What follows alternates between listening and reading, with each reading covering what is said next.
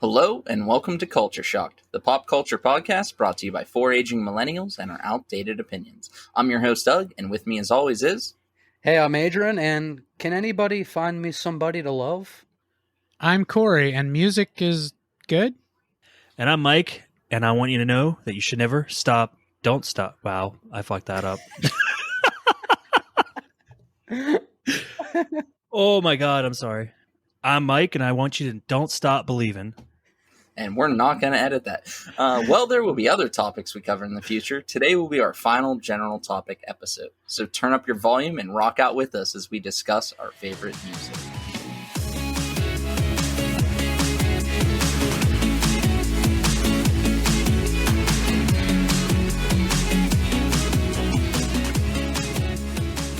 All right, the first topic today is going to be the songs that we have heard, and I think you get the picture, that never get old, the endless repeats. Then we're going to go over our favorite covers. There's a lot of them nowadays, and some of them are better than the originals. And then you'll figure out what we're going to do when we get to our final topic. So let's just start things off with Adrian. I know you're as big into music as me. Why don't you get us started? Something I'm really into right now, one of my favorite genres tends to be like the rock/alternative indie kind of music. That's where I find myself putting most of my energy when I'm listening to music. Something me and my friends got into back in early 2000s, and I'm not talking radio hits here, but I absolutely love pretty much everything that Kings of Leon has done. They've had some radio hits. They have definitely had some radio hits. And I'm not here to talk about Use Somebody or Sex on Fire. You should probably get that checked out, by the way. I just love their sound. And while you will come to discover that I don't think any of us are really into the country or twangy really stuff, early Kings of Leon does kind of have some what you could call rock, but it has some country twang in there. I actually like a band that was similar. Mumford & Sons' first album had that like mix, and I've listened to that a million times. Yeah, I don't know what it is about them, starting with Youth and Young Manhood, that is like their first album. There's just something about this band that me and a couple of my close friends really gravitated towards, and they can just kind of set every mood for me. Like whatever mood I want to be in, I can listen to something from their discography, and it just helps put me in that place. So Kings of Leon, absolutely one of my favorite groups. I can't say I love their newer albums as much as their first three or four. That's how I feel about Rise Against. Their first three albums were all epic, but then they just went in another direction. Yeah, and Kings of Leon, they after those first couple albums, they kind of really got like more experimental with their music. And some of it works for me, but some of it really doesn't. Come Around Sundown is their last album that I would say I love, and there's parts that I don't like. And from then on, it's kind of gone a little bit downhill for me. But their early stuff will always hold a special place in my heart. I went and saw Kings of Leon in Pittsburgh. Did you? Oh, when? Back in, Adrian, you remember when we went to that Less Than Jake Flatfoot 56 concert? Yeah. It was about 6 months after that. Holy shit, I didn't know that. Yeah, they came back to that same bar, and they played there with, I don't even remember who the opener was, but not nearly as significant as they are. You went to go see Kings of Leon? Yeah, I only went because Lindsay went, but okay. No, never mind. Lindsay didn't go to that one with me. Never mind. But I did go to that concert. He went alone. No, I don't go to concerts alone. I drink alone. I have been to a million concerts. He went with somebody. He just doesn't want to say who. You must have gone with a Kings of Leon fan, because I couldn't imagine you going there like your decision to go see them. But I could be wrong. I like all types of music. I'm just not as passionate about music as everybody else is. It's kind of a dull subject for me. Like if I'm in the car, I love to rock out. I will slam to some music screaming down the road. No, He likes to slam Party in the USA by Miley Cyrus on his own. I will wrecking ball the shit out of my kitchen. Wrecking ball the shit out of my kitchen. But yeah, I am the least passionate person in this room about music, and I've been to over 50 concerts in my lifetime. So that's okay. You could have stopped with the least passionate person. I'm just kidding. That's a crazy contrast that Corey says he's not passionate. Because Corey, you've been to over 50 concerts. I think you might have all of us beat, Mike. Yeah, no, I've been to maybe like 12 or 13. I just went and saw Slipknot for the 4th time in my life just a couple weeks ago. I mean, I don't know. I like concerts. They're fun. I like the atmosphere. I feel like when I'm there, I'm with my people. It's weird because I'm not passionate about music, but when I'm in that crowd, I feel like we're united in loving what we're doing, what we're paying attention to, the band on stage. He likes to kneel down and clear the stone of leaves with his friends. You know?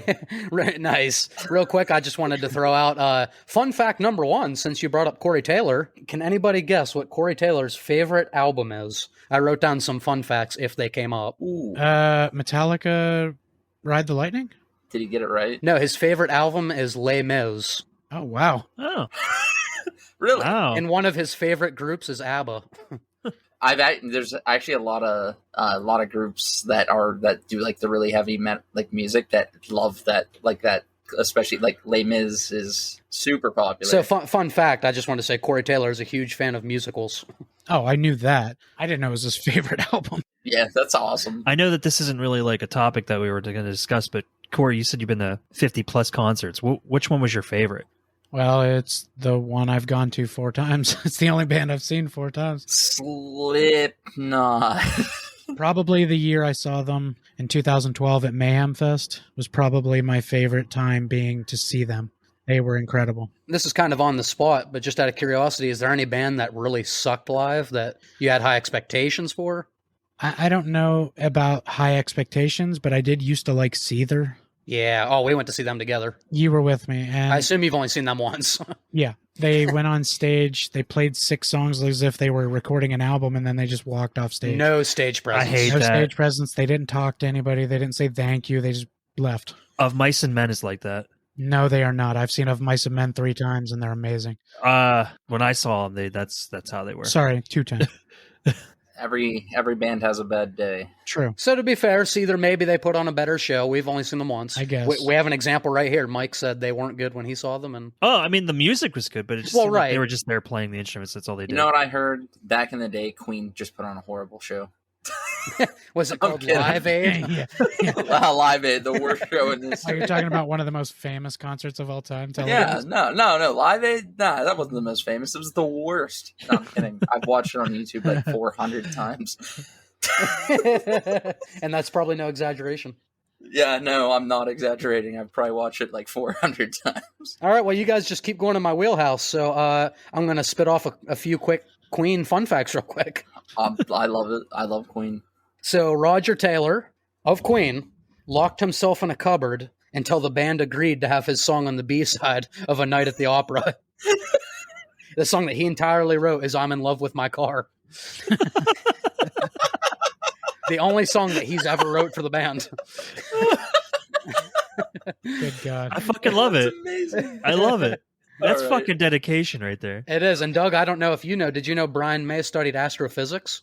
Yes, I did actually. Yeah, I figured that's something you probably know. I'm a big fan of the different artists that have like their PhDs and stuff, like Rage Against the Machines, Tom Morello having a PhD in political science from Harvard University and stuff like that. Right. Yeah, I think you had another one. And also Freddie Mercury had 4 extra teeth, causing his overbite. Oh, Huh. yeah, that's a pretty well-known fact. You're right. I just wanted to put it in there. That's what gave him the vibrato that came out of his mouth. Okay, so Did you? no, You said you had a couple. I thought that meant more than Well, 2. well, I named 3. Okay. I guess so. Okay. Jesus, how many fun facts do you want? All of them. Holy shit, you have a lot. I love it. I love it. I'm not going to bring it up unsolicited if these groups come up. Fun fact. Fun bonus round, lightning round. List all the fun facts you know. Go. You guys can't see it, but Adrian just showed us a long fucking paper sheet. A handwritten. Yes, I know, kids. That's a weird idea to you. Don't worry, I don't do it either. But a whole handwritten page of facts. And don't worry, at the end of this episode, we will just start listing off bands until he has a fun fact about them. Yes, I'm too curious. But it's funny you guys mentioned concerts because by the end of this episode, you'll see that I'm not actually sure who will have the most passion for music here, but I'm going to be a contender, yet I've never been to a single show. Really? That's kind of a point I was going to bring up earlier. Someone who's arguably the most passionate in this group hasn't been to a concert. Not that hurts your cred. I just wanted to say, like, that's It's crazy. almost every concert I ever planned to go to, every chance I ever had, something came up and I couldn't go. plans were canceled, people weren't going, the spot in the car suddenly wasn't there, like something. Kids this generation are so flaky. Yeah, Adrian, I'm kidding. But Edit that out. That's not. narrator knows he did not edit that out. Oh, yes, I love Morgan Freeman's My Girl Loves to Party All the Time. Where Eddie Murphy's Boogie in your butt? I've named a group. Does anybody else want to go with or a song or a band?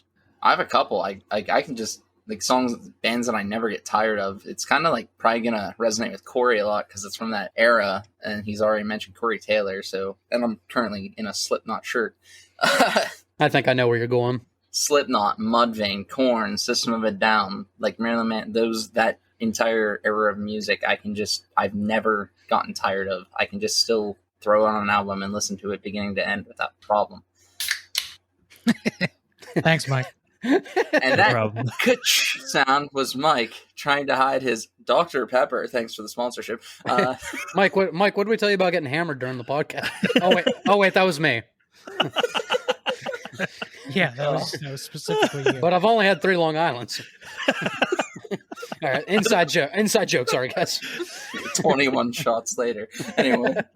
Oh, shit. Yes, Doug loves 21 Pilots. I've actually just recently started songs. getting into them. I'm not going to lie. Yeah, I'm actually a pretty big fan of 21 Pilots. Wow, that got a more positive reception than I thought it would. It's only, I'm willing to give any music except country stadium music. Yes. I call it, as Bo Burnham called it, pandering country music. It's stadium country specifically. Did you guys actually know, fun fact, 21 Pilots got their name because there's 21 groups in the member, they're all pilots. That's not true. No, there's actually only 2 band members.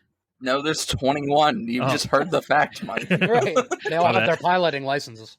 Mike, we're all about facts on this podcast. Stop it. My bad, guys. I'm sorry I lied. Nothing we say is fake or untrue, I swear. So, Mike, how about you? We haven't heard from you yet about a specific... I mean, all 3 of you know me really well that know that one of my biggest obsessions has been Linkin Park ever since they came out. I still to this day can listen to just about every single album. Even though their sound changed, like what you were talking about earlier with Kings of Leon, I didn't get that with Linkin Park, but I've gotten that with a lot of other bands. Like, it's just kind of like a thing that happens.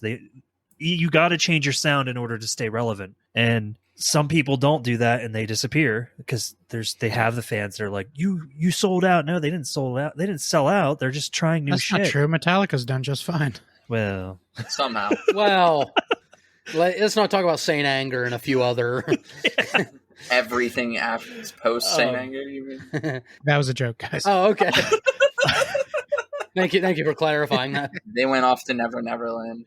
I'll get a lot of people that'll probably disagree with me. There's been a lot of people that are like, "Oh, Linkin Park sucks now," and then they don't do anything now because rest in peace, Mike Shinoda. Yeah.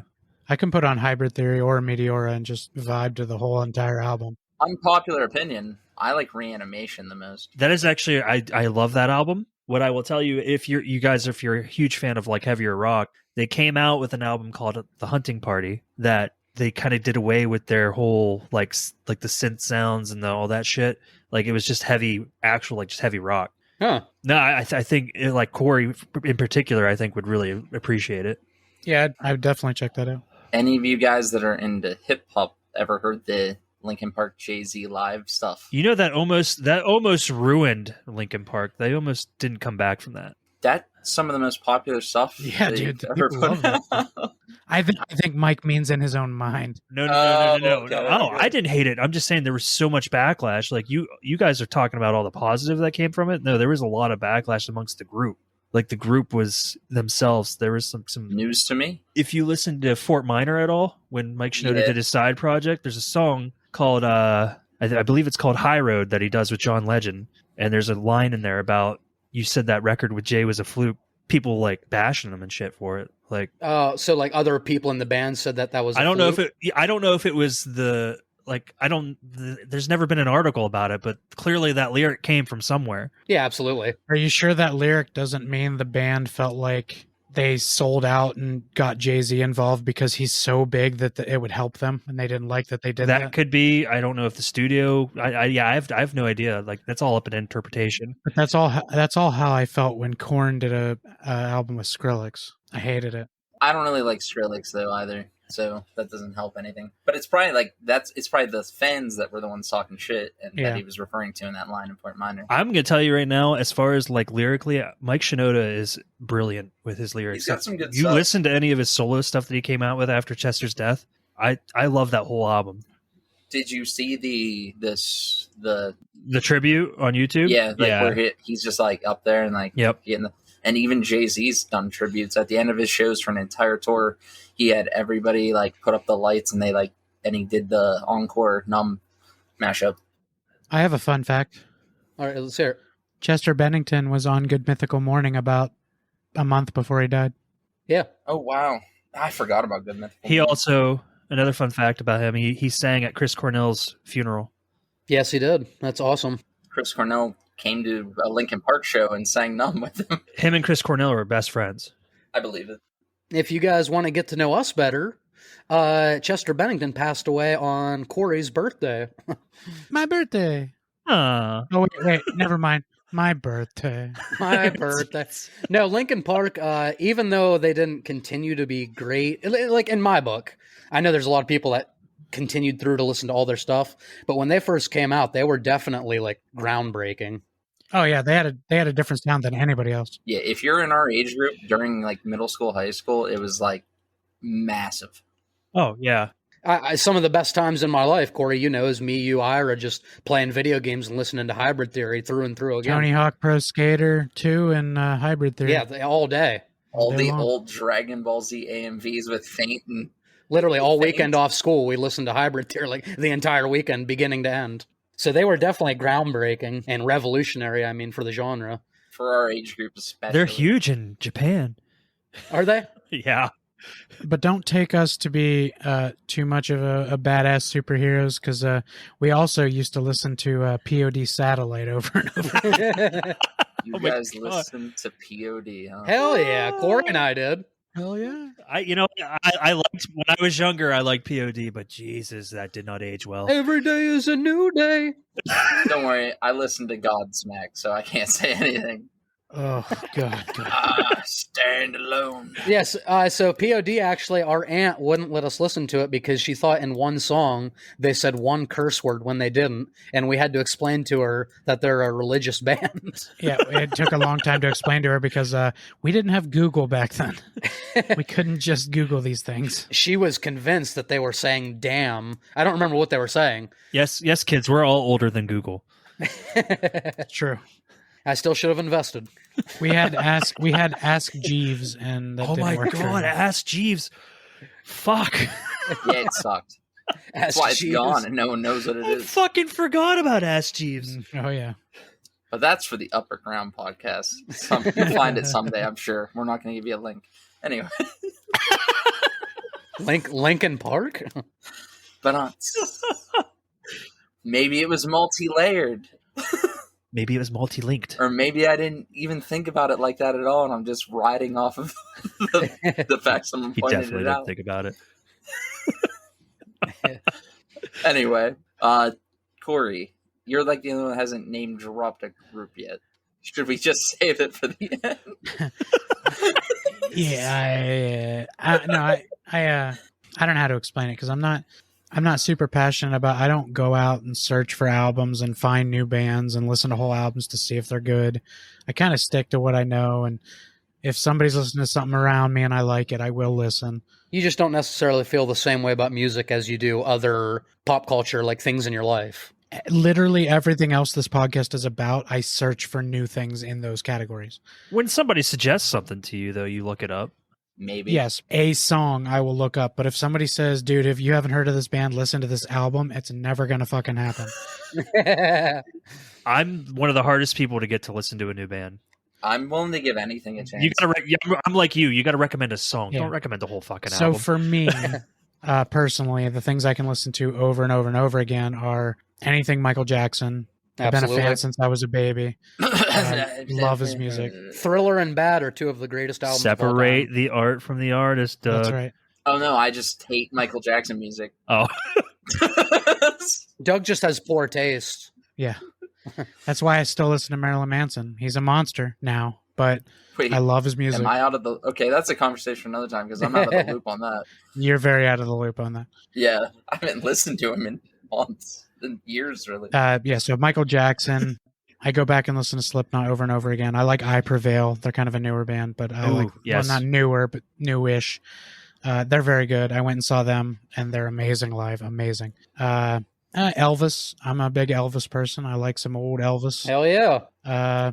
Those are the things that I kind of go back to when I feel like I need to. Crying all the time. Fun fact. Oh, here we go. Here we go. I have an Elvis fun fact.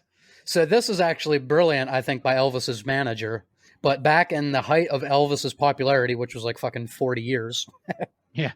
Elvis never died. Right, that's right. He's still alive. Elvis's manager used to sell I Hate Elvis badges, and Elvis still made money from merchandising.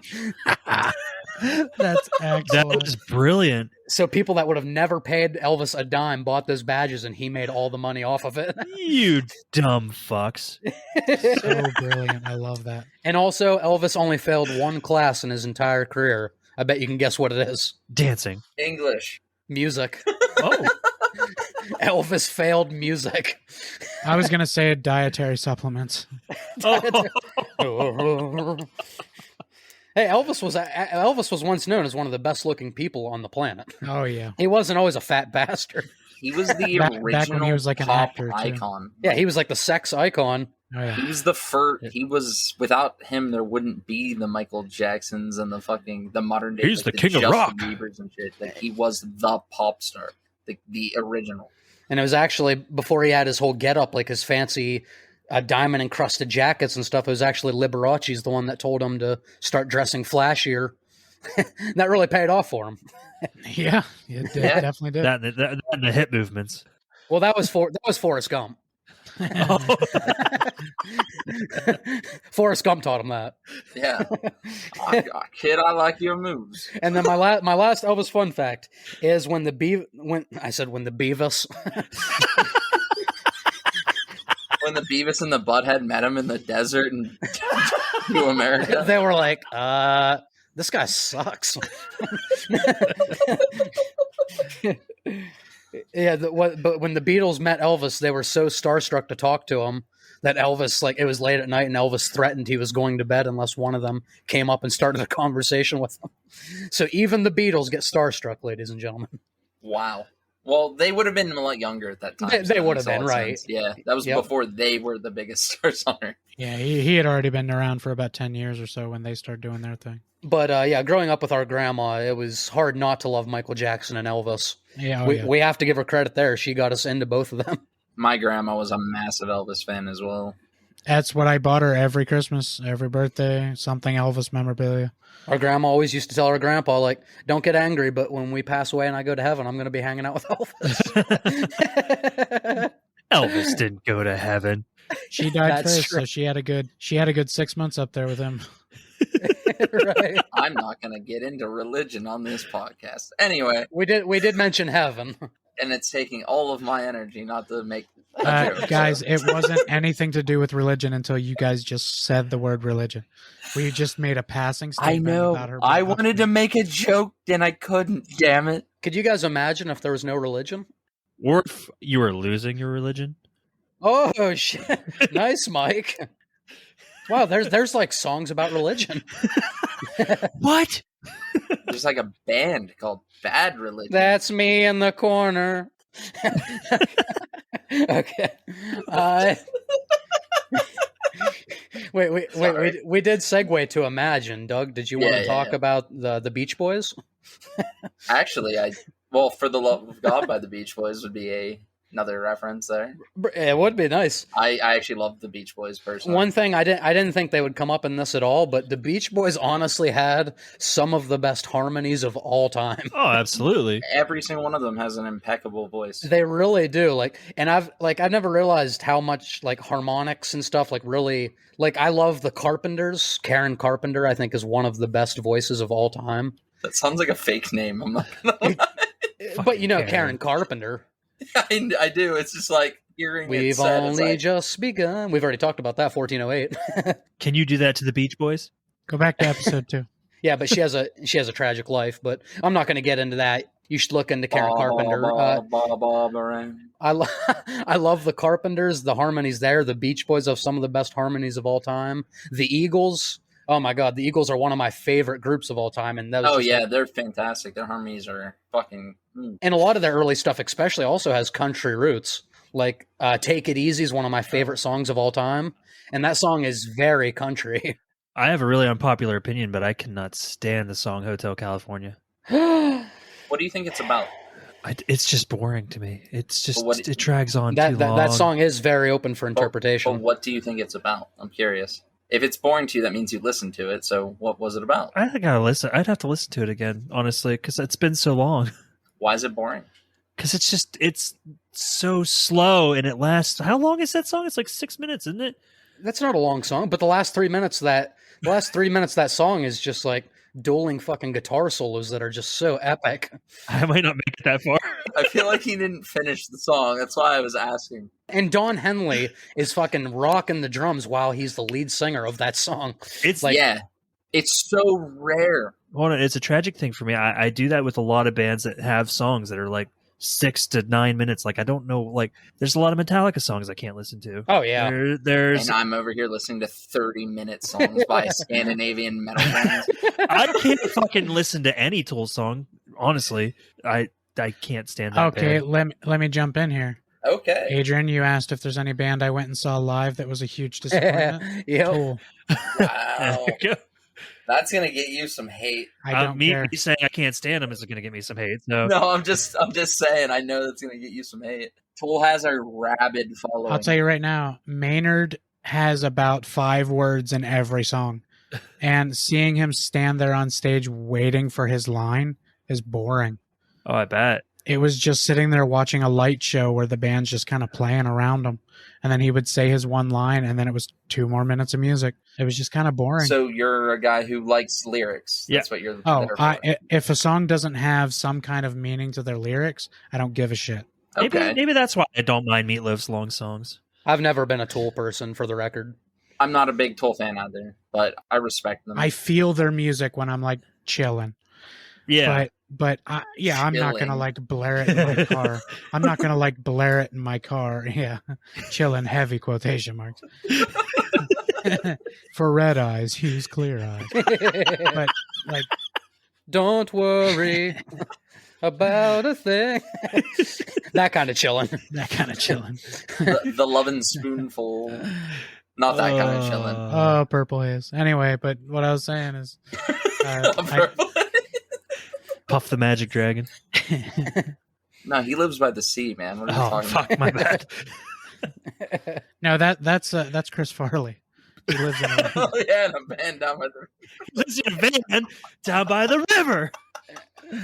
Doug, I'm curious what you were going to say about Don Henley, though. Yeah, go ahead. It's so rare to see, like, there's not only a handful of like lead singer and drummers, like, and he's one of the most iconic ones. Absolutely. Like his drum lines aren't like the most basic things in the world. No, they're not. He's nailing them while cleanly singing with a beautiful voice. Pitch perfect. Yes. And the dude had a killer afro. It was worth mentioning. That dude has a great afro. It was a white boy afro too. It was. That's something you didn't see much. And what's great about them is like Don Henley wasn't like the lead singer. Like all of those guys had songs. Like they could all take over and be the lead singer at any given time. That entire band was just incredible. I fucking love the Eagles. Do you know what other white guy had a great afro? Who's that? Bob Ross. But yes, he did. I thought you were gonna say Jackie Moon. No. Now, if you want to talk about putting me to sleep, Bob Ross is the answer. But chilling. Anyway, I can chill with some Bob Ross. I know. We'll just put a happy little tree, and that'll be our secret. There's nothing better than a happy little tree when you're vibing. Just because we mentioned the Eagles, it's not fun facts. I just top 3 songs. Take It Easy, probably my favorite Eagles song, one of my favorite songs of all time. Hotel California is in there, and then In the Long Run. I like Life in the Fast Lane. I love that song. Yeah, Hotel California is one of my favorite songs, probably period. Man, do I prefer just, Hotel Transylvania. Welcome to the Hotel Transylvania. Blah. Blah. Well, that was real stupid. I love it. I know. Guys, Halloween's over. No, it's not. It is the 29th. Of what month? Mike was referring to when this episode will be released. God damn it. Yeah, I know. That's why I ruined it. This is Halloween. Well, this wasn't really like an intended thing, but with that in mind, you mentioned that we mentioned musicals. Does anyone here, do you guys like musicals? I love musicals. That I'm passionate about. Oh, feel free to mention that. I think that's fair. I was in choir in high school, so yeah, I was a lame kid. Oh, okay, I didn't know that. Yeah, I actually go to karaoke once a week. I was just in a competition for karaoke. I did not win. Should hear his Eye of the Tiger. I was in the finals. How'd you do it? You were in the finals? I placed 4th total. Okay, well, hey. Out of 4. No, Kidding, out of 12 total people. But Okay, nice. Top 33%. You're in the 33rd percentile. No, I've always been a big fan of musicals ever since our choir director, Stephen Luxbacher, shout out. Lux. He played Jesus Christ Superstar for us of all musicals, and that's still to this day my favorite one. I'm not the biggest musical person, but I've always loved Phantom of the Opera, which is not an opera, it's a musical. Oh yeah, it's incredible. And Doug, I want to give you major fucking credit because you have turned me on to one of my favorite vocalists. I don't want to butcher her name. How do you say it? Flora Jansen. Oh, my. Oh, wait. Okay. You've actually... Okay, I wasn't sure how much you took to that when I introduced her to you. I've been listening to so much of her stuff lately. It's incredible. I didn't know that the fandom now has coined the term floorgasm. Yeah. Nice. Listening to I her like it. voice, she has like the best control of any voice I've ever heard. And I don't think she has a limit to her range. She's quickly becoming one of my favorite vocalists I've ever heard. And if nobody's ever heard Flora Jansen and Hank Port do Phantom of the Opera, Hank Port, he was actually at one time in the 2000s, he played the Phantom. Over in, they're from Finland. Yeah, right. He actually played the Phantom over in Finland. And if you've never heard their like collaboration of that, please go watch it because it is so powerful. There's a YouTube channel from the show that was on was a like a Danish variety show, stuff we don't really get over here anymore, called Beste Zangas, I believe. But that's where you find it. Check it out. It's unbelievable. And watch all of Flora Jansen's stuff, please. She is amazing. I have a question for you, Adrian. Huh. Since you said that you're a fan of Phantom of the Opera, did you watch that subpar version with Gerard Butler and Emmy Rossum? Subpar? Yeah, I did watch it. Subpar? I didn't hate it, really. I didn't hate it. I don't know. I just felt like it could have been way better. So what's your favorite version then? I don't have one. If you're going to come swinging and talking shit, you better have a favorite. Well, I just want to say from the get, I said I didn't really like musicals, so I'm just taking the Flora Jansen and Hank Port. Yeah, you're safe. Yeah, he's the one that said it. That's true. I was asking him that because he's a big fan of Shameless, and Emmy Rossum played Fiona in Shameless. Right. I don't know who that is. Yeah, I saw it years and years ago. Honestly, I would have to revisit it. I can't remember thinking like this is amazing or. Corey, you said you're a big fan of musicals. Wanna drop some?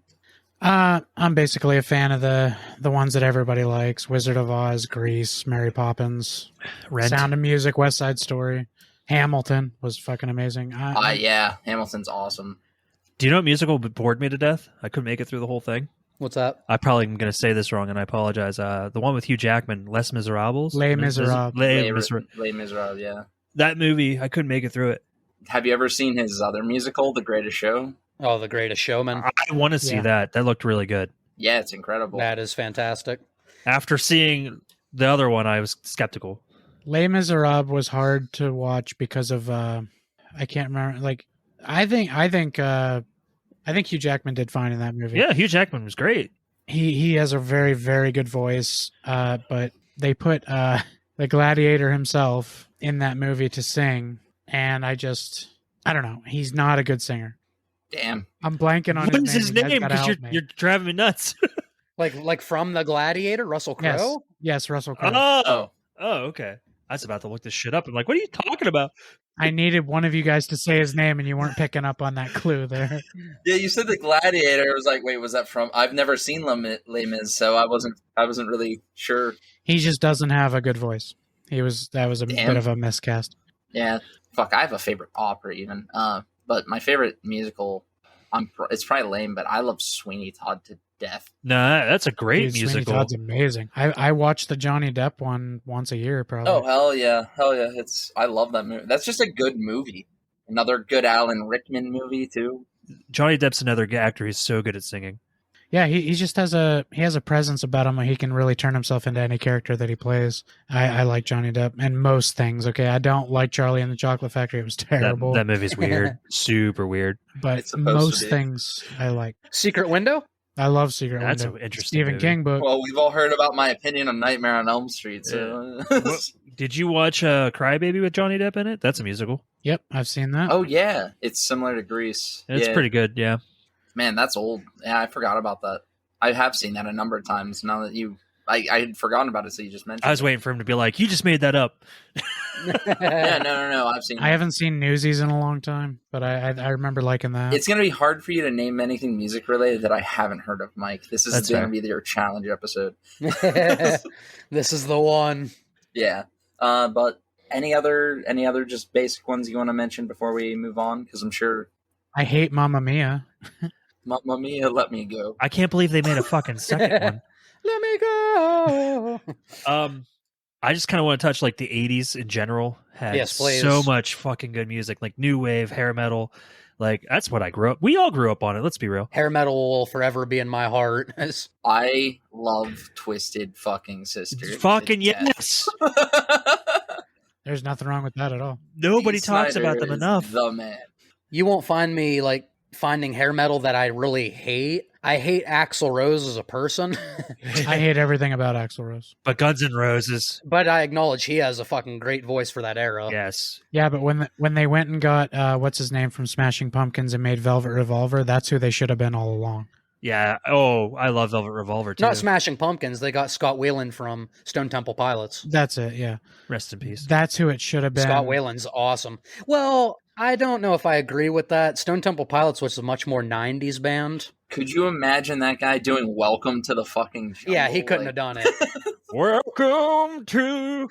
Welcome to the fucking jungle. First of all, I'm not talking about the songs that Guns N' Roses sang. No, No, we know. We're I'm just talking making about jokes. that band with Scott Weiland. but Guns N' Roses was so fantastically 80s. Like, they just Yeah. belonged in that era. Well, they started late 80s though. I just Right. hate all that. I hate Guns. I hate all that music. You hate Guns N' Guns N' Roses? I hate all of that music. What about like Chinese democracy? What? Don't like any of it. Wait, were you about to pull a Ted Mosby? Doug, were you about to say Chinese democracy? Not appetite for destruction. You were about to say Chinese democracy? No, because he clearly didn't like. I like Chinese democracy. I love Appetite for Destruction. Wow, you like Chinese democracy? I Okay. do. This is, you know how we were talking about concerts we've been to. I've seen Poison 3 times live. Yes. I don't like Poison. I What? don't like Alice. Oh, they're like when you think of hair metal bands, like 80s hair metal, like they're like they're in the top. If I you don't watch like their it. videos, they have so much fucking energy. It's unreal. I've seen them, but they don't do It's nothing called for cocaine. Exactly. They're another band that's unapologetically 80s. Motley Crue, I fucking love Motley Crue. me. Kickstart Your Heart is my. That's my biggest favorite go Motley Crue song. Yep. I can't listen to it while I'm driving. I can actually tell you one of my favorite songs I've ever seen a band play, and it was because of the situation. We lived in Erie, Adrian and I. We went and saw Warrant, and we were almost like right up to the stage, and they started singing Uncle Tom's Cabin. Oh which my was God. one of my favorite songs. Oh, yeah. And it started raining right as they sang it. and we just all rocked out in the rain while they were singing Uncle Tom's Cabin. It's That one of would my be favorite awesome. experiences of all time. Even if you're not a fan of like 80s music, go listen to the acoustic intro of Uncle Tom's Cabin. It's fucking fantastic. It's kind of got like that Crazy on You Heart intro. Like it's that crazy fucking I acoustic. fucking love Heart. Crazy on you. Ann Wilson, another one of the greatest female vocalists of all time. What she can do with her voice is unreal. And credit to Nancy Wilson as well. There's a lot of female vocalists that I actually really enjoy more so than Stevie Nicks. like Stevie Yeah. Nicks, Haley, I love Fleetwood Mac. yeah, Haley Williams from Paramore, Oh my God, Haley Williams she's awesome. I like some of their songs. Shirley Manson from Garbage. No one beats Floor Jansen, but Well, no, Flori Jansen is number one already in my book. Like as far as female, maybe a vocalist, but she might be one of the greatest ever.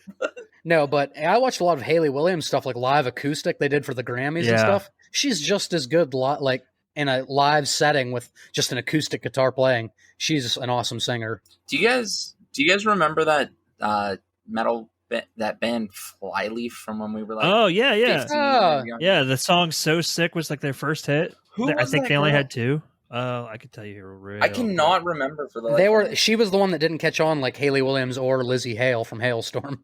Oh yeah, that is where Lizzie Hale's from. Lacey Okay. Strum is the lead singer for Flyleaf. Oh, and fucking Amy Lee. What's her name? Amy Lee. Oh my God, From Evanescence. Her voice is her voice is what I would call like hauntingly beautiful. Lacey Strum actually, I believe, is doing stuff still right now. I wouldn't know. I just remember that song "I'm So Sick" and then the other one that I can't remember. Like that was it. That was all I ever heard. Yeah, listen to Amy Lee, My Immortal, like that. Oh yeah, the studio version. Essence is great. Like that. I mean, that's anything early 2000s. I'm gonna, as far as rock genre goes, I'm gonna love. But Amy Lee was like legitimately next level with her vocals, like unreal. That's why I recognize it. Lacey Strum is doing solo stuff right now. Okay. Yeah. And if you want to go on to the more of the screaming metal women and music that don't get enough love, is Morgan Lander from Kitty. She was pretty fucking good. She's a badass. Who's the vocalist from OTEP? Oh yeah, what is her name? She can go like deep to soft. Like in a That song second. "Blood Pigs." She was a monster. And then there's the newer one, the band Ginger. I was about to say that. Yeah. Oh my God. What's that song? Pisces or Pisces. She goes from this beautiful voice to like demonic, and you're like, where the fuck did this come from? Yeah. She's a machine. Yeah. I don't literally listen to a ton of that anymore, but like I'm every once in a while. But yeah, as far as like since we'll finish up with female singers real quick, I always really loved like No Doubt. Yes. Oh yeah, I love Yep. old Gwen Stefani stuff, and like love. Gwen After she Stefani. went and did her own shit, no, but yeah, I love No Doubt. No Doubt is amazing. It's like a rock reggae band, and like Speaking of with No a Doubt. female singer. No, don't speak, Doug. Don't Yeah, speak. don't- Yeah, don't Yeah, I know. speak. Speaking of "Don't Speak," do you guys remember that Haley Reinhart girl that I showed you cover "Creep"? Radiohead's "Creep." Yeah. She covered "No Doubt, Don't Speak" Oh, recently nice. with that Postmodern Jukebox. She had a group, good. She has a which very good voice. Yes. It's awesome. You got to check it out. but I'm just gonna name a few real quick because I feel like we didn't. Yeah, I want to do the same. So I didn't get enough love for the '80s, so some of my absolute favorite hair metal bands. Corey, I know you grew up with it. Definitely when I started living with Tyler more, we listened to fucking Aerosmith religiously. So I will One always of my love. favorites still to this day. Yeah, I will always love Aerosmith. Oh, yeah. I'm not talking yeah. about like honking with Mr. Bobo and just push play. No. Post 2000s, I'm not saying I love them. Everything 70s, 80s, 90s, I love Aerosmith. Steven Tyler has just one of the most unique voices I've ever heard. Dawkins was a big one. oh wow. I still rock out Wow. the Dawkins a lot. Breaking the Chains, Dream Warriors, In My Dreams. Oh yeah. I could listen to the best of Dawkins once a week. And What do you guys think of Judas Priest? I love Judas Priest. I'm indifferent. I mean, I don't care if his song's on. I'll rock out to it, but I never play it myself. You've got another thing Painkiller coming. is so crazy though. Like Yeah, I'm definitely a Judas Priest fan, but I mean, there's some that I liked more, but I won't shut them off. okay. And then the last one I wanted to make mention of that era, we've talked about it a lot off podcast, Skid Row, and that is solely because of Sebastian Bach's vocals. Yeah. That dude is one of the most underrated and one of the best singers of all I time. can't name another person in that band. Nobody can. I will throw this out there. I've never been a huge Kiss fan, but it is the best concert I've ever been to. Really? Well, they put on a Yes. hell of a show. That's how they even got as far as they did. They know how to do the pyrotechnics. They know they know how to perform. If you really think about it, they're not overly talented in music. I mean, I will say Paul Stanley has a really good vocal range. Like he's a really good singer, but their lyrics aren't gonna like you're not gonna sit there and listen to Kiss lyrics and go, yeah, I feel that, man. I feel that. No. I do want to rock and roll all day and party every night. Well, you might feel that. You might feel that. I feel that. I definitely feel my 20s right now in my 30s. You people shout it. You shout it.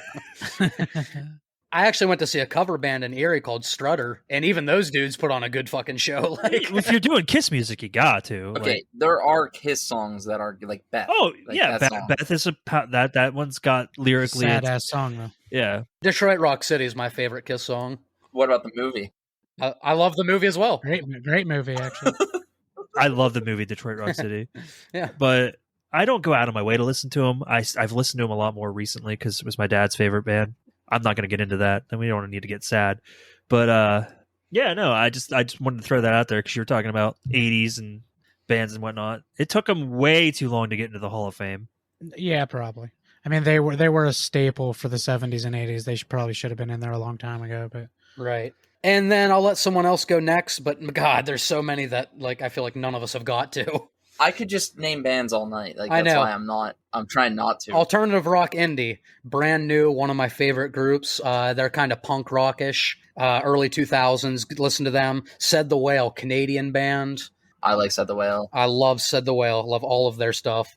Pine Grove, Evan Stevens Hall is one of the best vocalists I've ever heard. The kid is fantastic. Listen to Pine Grove Acoustic. Listen to anything you want of theirs. And then Death Cab for Cutie. Ben Gibbard. Yes. Yeah, I love that band. Yeah, I love everything Death Cab for Cutie. And I even love Ben Gibbard's solo stuff. So that's all down the rock indie alternative. Because I don't know if everybody here knows Shane, but we definitely both do. A few months back, he actually recommended a band called Frightened Rabbit to me. I'd never heard of Oh, it. Frightened But he's Rabbit, like, yeah. listen to this whole... Because you guys, you just can't handle listening to a whole album. But so he's like, listen to this whole album. Scott Hutchinson. Yeah, I had never heard them before, and I listened to that whole album, and my God, it was so good. Frightened Rabbit is amazing. It's not that I can't listen to a whole album. I just don't. When somebody's recommending a band to me, I don't want to be like, no. I want you to tell me what your favorite song is, and I'll listen to But that. a lot of bands don't just have a song. Sometimes their albums are a story beginning to end, and you have to hear it to have any idea. That's true. Like Mike Shinoda's Post So Traumatic. to say pick us, like if he had just told me a song from that band, I would have never listened to another. But he said listen to this That's album, fair. and I listened to that album.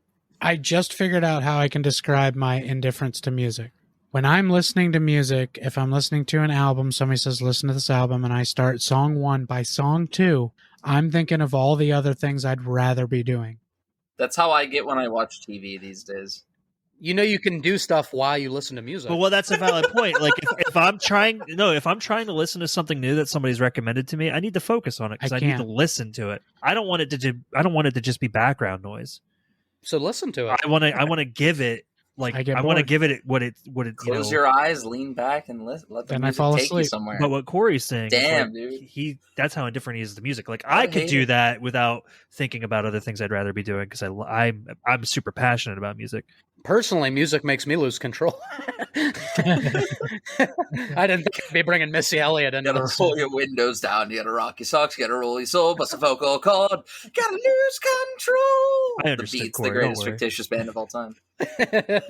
Wow. No. You took my Missy Elliott and went to the Beats. Killer tofu. Oh, killer tofu. we don't have a topic for the best made up bands, but we should. That is a whole episode right there. Death Clock with hands. Death Yeah. Clock's great.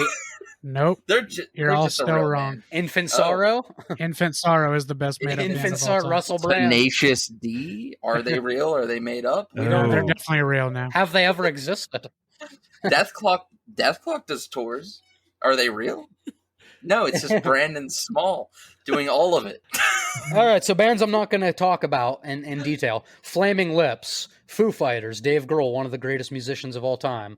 Agreed. Best The 90s only band in my rocker opinion. that still exists. That's it. I absolutely agree with that. If I'm in a reggae mood or a ska mood, Real Big Fish, Less Than Jake, again, no doubt.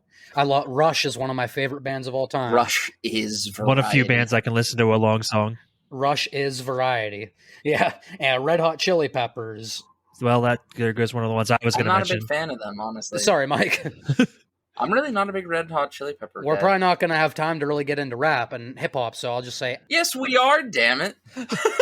I love listening to Outkast. They're one of my favorite groups. Really? Oh, I love Outkast. Really? I love Outkast. You're not kidding right now. This I'm is not. serious. I'm not kidding. Andre 3K. I love Outkast. Wow. AT-Aliens. Okay. I know you. Are you still a huge fan of Lil Wayne? No, not since. Why would you be? Literally 2008 is when I liked Lil Wayne. But then you were like, oh, wait. That's why pretty do I much the listen to last this? time Adrian and I hung out frequently was 2008. So I do like nowadays like J. Cole and Kendrick Lamar and Childish Gambino and Hobson, and so I like different guys. Did you ever listen to more Dax after I showed them to you that night? I haven't looked more into Dax. I need to. Totally forgot. What about Big Shaq? Man Not Hot. That's a joke. That's a terrible song. Yeah. Mike, I feel like you listen to Vanilla Ice unironically. No. I have literally been listening to French for the last 30 minutes. I don't understand anything you guys are saying. Don't act like you don't know Vanilla Ice. We watch Ninja Turtles too. That's true. Golden Ninja. The ninja rap. How do you hate that? It's not good, but it's great. With you mentioning Red Hot Chili Peppers, there's only two bands. Anthony Kiedis, baby. Yeah, there's only two bands that I really wanted to kind of just rattle off real quick, and that's The Offspring, which is easily my favorite 90s band, and Nothing More, which is my favorite band currently. Faith No More. I said we're not talking about religion. So many bands. So Red Hot Chili Peppers lead guitarist, I never know how to say his name, John Frusciante, I think. He made a solo album solely to pay back his drug dealers. Nice. He owed so much money to his drug dealers, he made a solo album. That might be the most music thing we've said all night. I think it's Frusciante. Isn't that what I said? I just was reiterating. Oh, okay. I like Frisca too. Frisco. Such a one to want a Fanta. But yeah, we're about 56 minutes in. So if anyone wants to just name some bands, I'd want to talk about them if I just started naming them. So I'll just let it. I mean, go we could do for some another serious day. editing out. Or we just be a really long episode. We're going to do other episodes about this stuff, so it's not like Like, Right. especially if we're not going to get into any like hip hop, like because that's going to bug me if we just don't talk about any hip hop. Yeah, I know, right? Yeah, but for now we can let it go because I don't think these guys are really that big into it. Corey's like, yeah, when I'm not here, you guys can do music episodes. Hop, hit me to the hip hop hop. Won't I will stop. not be offended whatsoever if I'm ever not here and you guys have to do a music episode. All right, well, now we know. Oh, and also Ozzy. I just had to love put that in Ozzy. last second. Shannon. Oh, you mean the music, not his terrible TV show. Blizzard of Oz, No More Tears, Diary of a Madman, Bark at You're the such Moon. a hater, Mike. I hate 4 reality great TV. fucking albums right there. Hate everything. I'm cynical. I don't know what you want from me. 4 of my favorite albums from my childhood. Ozzy is responsible for. I really loved his Black Rain album a ton. Like I thought. Oh, do you? That Yeah. newest one? No, not the newest. Well, I like that. I I the actually newest one like as that well. album. Yeah. Black Rain. They had Trapdoor. It had fucking Silver Dollar and shit like that on it. It was so good. I listened to that probably like 200 times. And Randy Rhoads is forever one of my favorite guitarists, so it's another reason I love Ozzy so much. I mean, Zakk Wylde's amazing in his own right. Zach but- Wild's an amazing guitarist. I hear so often people are like, "Oh, Zakk Wylde's just not." It's like Zakk Wylde is also really good. Stop being. Oh a- yeah. Randy Rhoads was more like technically proficient. He was like prettier to listen to. But Zakk He Wylde, had his own style. He did. Zach Zach's more of a dirty shredder. Zach shreds. Yeah, he does. He definitely does. It's sad that today's generation only knows Ozzy because of Post Malone. I don't think that's sad. I think it's actually beautiful that a modern artist introduced an entire. Because I actually generation to don't hate Post artist. Malone. No, I don't hate Post Malone either. Actually, he's one of Oh, I newer actively Yeah, like him. I actually musicians kinda like that him. in that I style love that I like. tons of new music. I think you need to branch out more, and you'd like it. I wanted to hate Post Malone, honestly. Like The Weeknd. Is that weird? I like The Weeknd. Oh, you like The Weeknd? Yeah. No, Corey, please repeat that. What'd you say? I said I wanted to hate Post Malone. Just the way he acts and looks, and I just wanted to hate But him. then guess what? He sauced all over you. That's He's right. sauced all over you. He's actually a great guy. Yeah, from what I hear, Post Malone's a really nice person. That's a lesson in judging books, because I just looked at him and I didn't think, like, he looks a lot like the young idiots that are out there. When you see somebody with face tattoos, it's hard not to judge them. It's automatically hard. Don't judge a book by its cover. You automatically have to go to a place in your head when you see that look Yep. to be like, okay, they need to prove that they're not a dirtbag. Yeah. Yeah, It's that's unfortunate, but it is how our society views GK. those people. Sorry. right. Right. I was thinking more Takashi 69, but Well, I don't like MGK's music. I just but wanted to I've hate seen on him in MGK. interviews, and he doesn't seem like a bad dude. Per Right. se. clearly But- he keeps barking up the wrong he's trees. an idiot. He like musically, I do not like his music, but he doesn't seem like a dickhead kind of guy. Oh, he's a dickhead. Yeah. Is he? Have you seen the stuff he's been doing the last Did couple you see years? what he said about Kylie Jenner before she was 18? I It's didn't. fucking gross. Isn't he like barely 20 years old? No, when he said it, he was 21 or 22. Oh, But okay. still, he's like, I'll wait. Like, that's not okay. So he's kind of like Elvis Presley, except Elvis didn't wait. You're right. That was the big difference. Are you lonesome tonight? Back in the 40s, dude, people didn't look at it. No, they don't care now. Look at Drake. Yeah, What? He literally grooms teenagers. he does. Mike's saying about Elvis, though. Back in Yeah. those days, they didn't look at it as like how No, they do now. did. He was just famous enough to get away with it. Yes. Oh, so I forgot to give you guys like probably the best fun fact I have when we were talking about Michael Jackson. Oh, no. So did you know Michael Jackson was such a Spider-Man fan that he attempted to buy Marvel Comics so he could play Spider-Man in the movie? Yeah, and that would have been a very bad idea. Stan Lee says he thinks he would have been a good Spider-Man.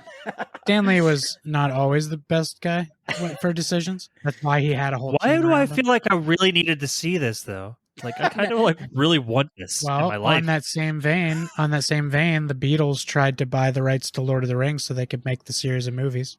Yeah. Oh, wow. They actually had production started and stuff. They were legitimately going to do the Lord of the Rings movies back in the 70s, and it just never happened. It's like the Nicolas Cage Superman we never got. Yeah. I was about to say that. Imagine Thank a world God. where we had Nicolas Cage as Superman, fucking Michael Jackson as Spider-Man. Wasn't that Superman going to be a Kevin Smith vehicle too? Yes. Yep. So it might have It been was good. gonna be a It might have been train good wreck. because I don't know, man. Kevin Smith was is an gonna amazing director. be- It would have A been the best train. kind of train. There you go. I honestly, I don't think there's anything by Kevin Smith I hate. Not one thing. Have you seen Tusk? Yep, I love it. I know you have, Corey. We're not talking about movies. All right. I know. You're right. Like, because this. Sorry, this I'm could trying be- to veer it from anything but music.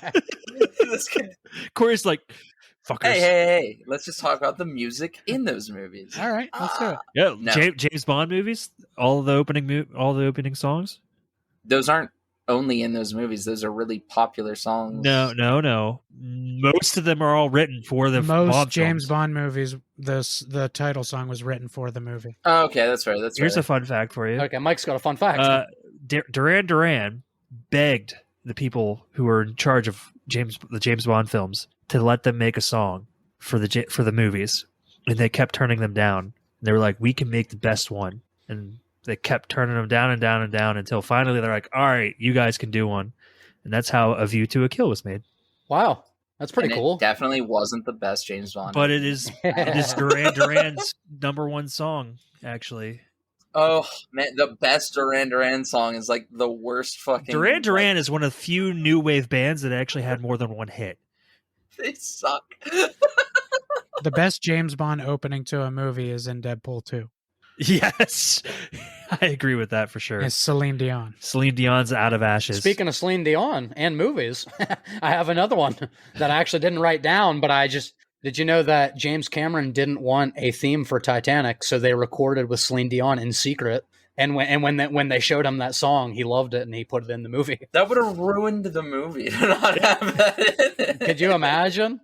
You guys are saying like we're talking about music, not movies, but music makes a movie sometimes. Like just the If we're talking score about or the music of the Well, movie, sure. we'll eventually do an episode, I'm sure, about how music changes movies. Talking about completely. Kevin Smith's never released Superman with Nick Cage in a purple suit with no music for Touche. it at all is not the same thing. you don't know that could be music. Show me. Did you guys know that Ed Sheeran wrote Imagine for John Lennon? That's a true fact. And and this is the end of the podcast and the end of our career. Thank you. Have a good one. All right, guys. Adrian, I think you said you had some fun facts that were unshared. Why don't you just rattle some off for us real quick before we move on to topic 2? I'm really sad that we have to move on because we don't want this to be a 4-hour episode. I kind of do, but Right. I'm the only one. We will. No, I mean, I would be for it too, but to spare some people here, or to spare a person, we're going to try to keep this short. Corey might never come back. If we I'm sorry. went on Are you guys for 4 talking? hours. We will talk about music more in the future. We might do rap and hip hop episodes specifically when Corey's not here. I don't know. They We'll- could still come up. Don't worry. Oh yeah, we'll figure it out. A couple just crazy fun facts I wanted to share before we move on. You know, everybody has their opinion about Prince, but I looked this up and I found out Prince played 27 instruments on his debut album. Holy shit. What? 27 instruments. Corey, Well, isn't that impressive? Yeah, Corey, what do you think of that? What? Are we still talking about Fresh Elvis? Prince of Bel-Air. Yeah, we're talking about Fresh Prince of Bel-Air. Oh, I love that show. Hip-hop. In West Philadelphia, born and raised. The one instrument that Prince didn't use is Pro Tools, like Will Smith. Told time? Whoa. So let's see. I'll just rattle a few off here. I don't think so, Tim. I don't think so, Tim. In 2016, Mozart sold more CDs than Beyonce, which I thought was pretty cool. That is actually Yeah, really cool. actually. Fucking go. Way to go, Mozart. That shows me that, yeah, there's still some hope for our society. Yeah. Nothing against Has Beyonce. has he sold as many albums posthumously as Frank Zappa? Let's see. Cher. We can thank Cher for being the first artist to use autotune in 1998 Fucking share. on the song "Do You Believe in Life After Love." I have a well, actually, I don't think it is an unpopular opinion anymore. I think it's an unpopular opinion for people our age that autotune is just an artistic choice and there's nothing wrong with it. But I think it takes it. I don't know. It's just I like hearing the raw vocals more. That's all. It's Yeah. it's a personal. that's choice. fine. Yeah, that's what I mean. Is like it's an artistic choice that they make. Like it's not going to be for everybody, but I do think there are some people that can use it that aren't maybe as talented vocally, and it does help them out. But there are also very talented people like Cher, and if you've ever heard T-Pain sing T-Pain. without, if you've ever heard yeah. T-Pain sing without, he's amazing. he just likes it. That's just that. But that's what made him T-Pain is the That's auto-tune true. thing. And that in that case, it's an artistic choice. But there are some people like that can't sing too well that could use autotune to. Do you remember that more artsy music, that Porter Robinson that I showed you that you Yeah, really enjoyed? yeah. And how he actually used autotune to like literally upshift his voice to sound like a girl at times and stuff Right. for different parts and stuff. Yeah, that was pretty cool. it's really like That's an artistic choice for sure. experimental music. Yeah. Like that's why I think it's cool. But yeah, Cher. Yeah, Cher. So everybody, you can thank Cher for better or worse for being the first artist to use autotune. Panic at the Disco actually started as a Blink-182 cover band. No shit. That's pretty cool. They made a good choice. I love not Panic. staying like I love Brandon Urie. He's an excellent singer. I just don't like Blink 182. He's went and saw him live. He's a very good entertainer. I figure we had a few Brandon Urie fans, so I just wanted to put that in there. I don't really know much about them. The dude sang, played guitar, played drums, did a backflip off of the drum set. The dude can do everything. The only other vocalist, male-wise, that I think is as talented as him is Nate Roos from Fun. Vocalist? Vocally, as like being able to. Like of all time? No. I mean, like comparative to Brandon Urie. Oh, okay. Compared to that, like in that Yeah. style. Because the Yeah. way you said that was they were the best ever, and I'm like, I Apologize. don't know about that. That's not true. A few things about A few things real quick about Dolly Parton. This one I thought was hilarious. Dolly Parton. Jolene's one of the best songs ever written. That's one of the facts. Dolly Parton wrote Jolene and I Will Always Love You on the same day. Wow. Oh, wow. Big day. Big day. She said that was a pretty good day. Here's a fun fact about Dolly Parton. She put together an organization that gave away free books to the kids from her hometown, but it got so popular that every year it's global now, and they've sent their 1 millionth free book to children just this year. Bless That's her. amazing. Yeah, that's amazing. And she's also got some big ass boobies. Sorry, I had to be the kid on role models. I was gonna jump in there and say, And I like boobies. And you guys ruined the book thing. That was my point.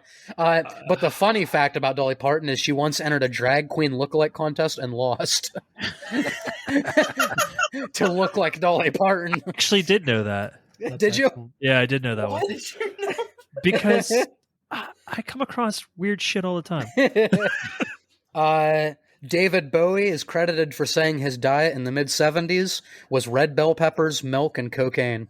Yep. And I believe it. That was his entire diet. Yeah, it was 100% true too. Milk Yep. and peppers.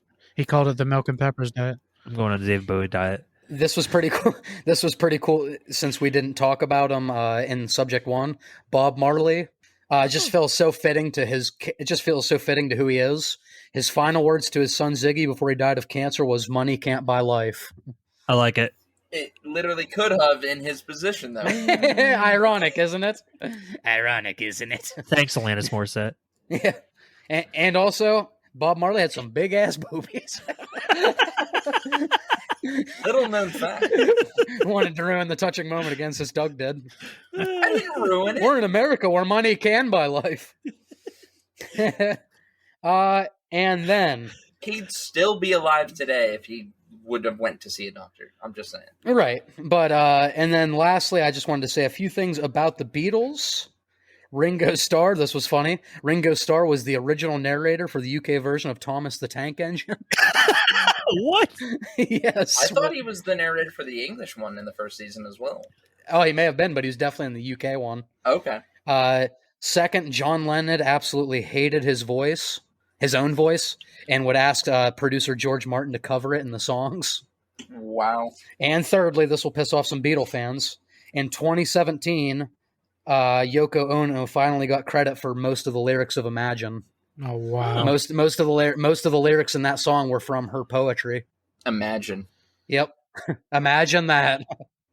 Did you see where Paul McCartney isn't signing autographs anymore? Really? But not for like a douchey reason, just because he I can't remember who started the trend, but because I think Ringo did. it could be. Because instead of like he'd rather like his words were, instead of like you getting a grainy photo that you can barely see and me putting my name on it, why not come share your story with me and have a conversation instead? That's something that we can both remember. No, I like that. It's just Some celebrities oversaturate the world with their signature, and there's too many of them. Yeah, and these guys have been doing it, and they just kind of like realize like it's so there's no meaning to that. It's like so pointless. personally, I think I would And it's just cherish. gonna end up on the internet. I would cherish a photo with that person more so than like what you said, a grainy photo with their signature on it. Yeah, like, and that was his whole thing. And then the last thing, just to give Dave Grohl a little more clout, because he's amazing. I do love Uh, Dave Grohl. Dave Grohl wrote the music and played every instrument on the first Foo Fighters album. No shit. That entire yeah, album yeah, was yeah. all him. And he wrote it in 7 days. There's also there was an interview, Wow. an old interview with Kurt Cobain years ago, talking about one time he heard somebody playing guitar backstage, and he thought it was just, wow, this is incredible. And he walked back to see David Grohl sitting on the floor jamming and realized, I'm not even the best guitarist in Nirvana. And that's absolutely true. I do That's one remember of his hearing most that. quoted lines. Yeah, I do Yeah. remember reading that quote before. You get on the fun facts, or I think I have everything out that I want to say, really. well, let's get on to the second topic. Covers. Who did it better, the original artist or this cover? Okay, you don't actually have to. You don't have to like it better than the original. Just You don't have to be that bold. All Yeah. all three of the ones that I picked, I do. you only have 3. I only have 3. Honestly, most of the time for me, I think that the covers aren't as good, but There are 3 songs that stick out to me that I think that they're way better than the original. I think most of the ones I have, I like the remake better as with the cover as well. I only wrote down ones that I like the covers more. Okay, no, that's fair. Who wants to start off? Corey, you haven't had much to say in a long time. Why don't we start with you? Okay, well, I'm going to start this by saying we've had conversations in the past that aren't recorded where I kind of talked about how I don't really care about Johnny Cash that much. Like, I'm not a huge fan. Like, This is my number 1. if his music is on, I will listen to it. I'm not going to shut it off. I don't hate him. But he did a cover of Hurt that is so fucking beautiful. I can't help but not love it. And I never even heard his cover of Hurt until the movie Logan came out. Wow. That's the first time you heard that? Yeah, the trailer played I that listened song. to it twice today. I was so fucking happy listening to that song. And then when I looked it up, it was Johnny Cash. And I was like, oh my God. Who is this talented young man? Did you know that he did that song so beautifully that Trent Reznor of Nine Inch Nails said, that's not our song, that's his. Yeah, Yeah. which is rare considering he's a huge prick. Right, yeah. He recorded that song a couple weeks after his wife died. Yep. And he died shortly after. And then he died shortly after. Yeah, and just for anyone that doesn't know, that was on Nine Inch Nails' album, The Downward Spiral, and it was about, the lyrics were in regards to Trent's crippling drug addictions, specifically heroin, but just add a little... Something that Johnny Cash had, Which familiarity is why with. the Johnny Cash version is so impeccable, is because he only changed one lyric, and that was "Crown of Shit" to "Crown of Thorns." Yep. And he did it in a way that it spoke about his entire life instead of a drug addiction, and it's just, he didn't have to change much to do it. And I'm pretty much just going to throw out all my covers just because this isn't really my episode. Wait, should we let Mike only had 3 and Corey already took one. Should we let Mike do his 3 in case? Oh, that was one of the ones you had on your list, Mike. That's my number 1, dude. That's my favorite cover of all time. Yeah, you guys alternate, then me and Adrian will talk for an hour, and then we'll move on to topic 3. Well, see, the thing is, when you guys bring up other ones, I'll probably have something to say about them, though. Yeah, absolutely. I have a lot that I could say. Another one that I think is it's more beautifully done, which is sad because the original version of it was done because his wife passed away. Was Five Finger Death Punch did a cover of "Gone Away," which is an Offspring song. And the reason I say it's sad that I like the Five Finger Death Punch version better is because the lead singer of the Offspring, I can't think of his name off the top of my head right now. He literally went to the studio and recorded the song "Gone Away" the same day his wife passed away. I don't think that makes it sad that you like the other version better. It's just, it spoke to you. The way the song, because the way the song, like the lyrics to that song, the way Five Finger Death Punch does it, it sounds like it gets you more emotionally involved. Whereas, the Offspring, they have their certain sound where it's a little quicker. It's not obvious. It's not more upbeat, but it sounds harder than the Five Finger Death Punch version. Yeah, that's what I mean, though. Weird to say. It just speaks to you more. Yeah. And there's nothing wrong with that. Was it Dexter Holland? Yes. Yeah. Yeah. Who also has a PhD. Yeah, he does. Corey, cover. Actually, there's a song by Taylor Swift called Blank Space. It's not an overly great song. It's one of my least favorite of her popular ones, but I Prevailed did a cover of it, and it's amazing. It's very, very good. Honestly, I think that's kind of what put I Prevail on the map, was their cover of Taylor Swift's song. Yeah, it's probably what made them popular. I'm not familiar with that. I'll have to check it out. It's really good. I'm not really familiar with much Taylor Swift, though, so that might be why. Yeah, I mean, it's even a good song if you've never heard her version, so Yeah. you're not really missing anything. I'm currently working on a cover of Stairway to Heaven. I just have to get good at singing, drumming, and better at guitar.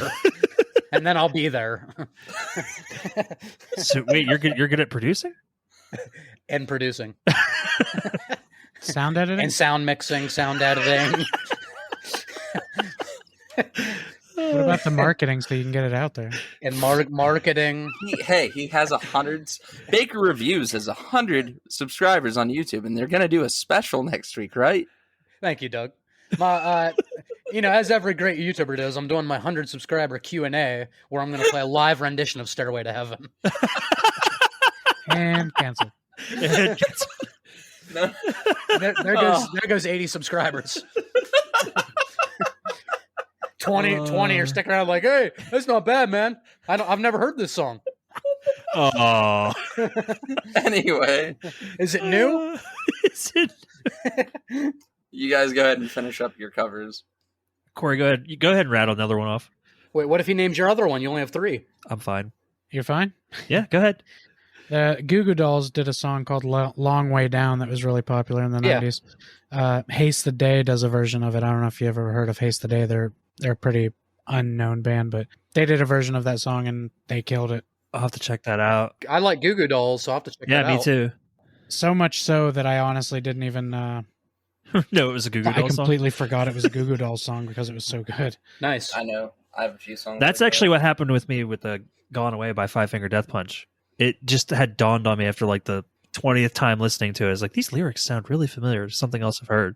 And I have a huge hot take for me because you guys will know why. I'm just gonna rattle off the other couple. Justin Timberlake's song "My Love," We Came as Romans did a version of it. It's very, very Yeah, good. I've heard that. It's pretty good. I haven't heard that either. I'll have to look into that. They keep the poppy sound to it, but then they throw in some screaming and a little bit Was that on Pop Goes Punk? It was. Punk Okay. Goes Pop. Pop. Okay. I always fucking mix it. Backwards, but you got it. This one's going to be a hot take for you guys because you probably like the original more, but I'm not much of a Pink Floyd person. I don't really care about them. And Of Same. Mice and Men did a cover of Money. I love that Oh, version yeah. of that song. Very, very good. It's I very just good. don't like that song anymore. I'd I've- have to listen to that cover, but I like I'm that version. so of it. burnt out on that. Corey, your that song. hot take. I can't stand Pink Floyd. No, that's not my hot take. Oh, my That bad. that is a pretty hot take, though. I Yeah, can't I mean- stand Pink Floyd. Yeah, I don't really care about them either. Mike has became the guy who hates more things than me in this podcast, guys. now here's my hot take. And we now is- have Officer Sample on the podcast. He has put on his 70s cop glasses and he is now, I think, looking at us, but we can't tell because they're pretty dark. Some jokes work better as a video podcast. But don't worry, I'll explain Is he every just single trying part of out this. as trying out for Weekend at Bernie's? Doug, do you want to say something about the police? No, not really. Okay. Really? How about just Sting individually? Do you have a message in a bottle? What I meant by hot take was for me because of how much I love Michael Jackson. But there's a band called Breathe Carolina that did a version of Billie Jean, and it's so good. I'm gonna have to check that I'd out. like to share one while we're in this. The Michael Jackson thing, yeah. Yeah, Alien Ant Farm's cover of Smooth Criminal. Very, very good. So So fucking good. love. Oh, I should have had that on my list actually because I do Yeah. enjoy that more than the Michael Jackson version. That is a great cover, but not better than the Michael Jackson version. As someone who doesn't like Michael Jackson, I like that song. It's the only Alien Ant Farm I hit. didn't put that song on this list because I like Michael Jackson's version more. And every single time that song comes on, I just think of Jason Biggs having his hand glued to his dick. That's awesome. Oh, you mean those movies that don't age well? I love him. But See episode 2. the of one that you Culture guys Shock. are all going to agree with, and we kind of already mentioned the song itself, is Paul Rudd's cover of Beth in Role Models. Oh, yeah. Nice. Yeah. And your whispering eye. Don't remember. I've only seen Role Models once, and I don't remember that. Wait, so you're What? saying you like Paul Rudd's version better than Kiss? I think that's what he just said. Peter Chris. Yes. The only other song I had on my list was That's awesome. Simple Man by Shinedown. It sounds Oh, yeah. It Yeah, sounds I like so that song. close to the original. Like they did a really good job at pretty much copying it. But I think Brent Smith is a far more impressive singer. That's actually a lot of the ones you guys said I'm not familiar with, so I'm excited to go listen to them after this. To be honest, I just love new music. But Adrian, I have a billion, you have a billion. Yeah, how do you want to do You can't this? listen to them all. How about we just take turns listen to one or two Quick fire. until Go. they make us move on? It's a fire sale. So most of these I will mention if I like the original more, but if I don't say anything, just assume I like the cover more. Mike, do you want to just talk about Zelda while they're Yeah, doing let's do that. I'll send you a Yeah. link. All the music is beautiful. Ah, I'll send you a link, you son of a bitch. I don't get it.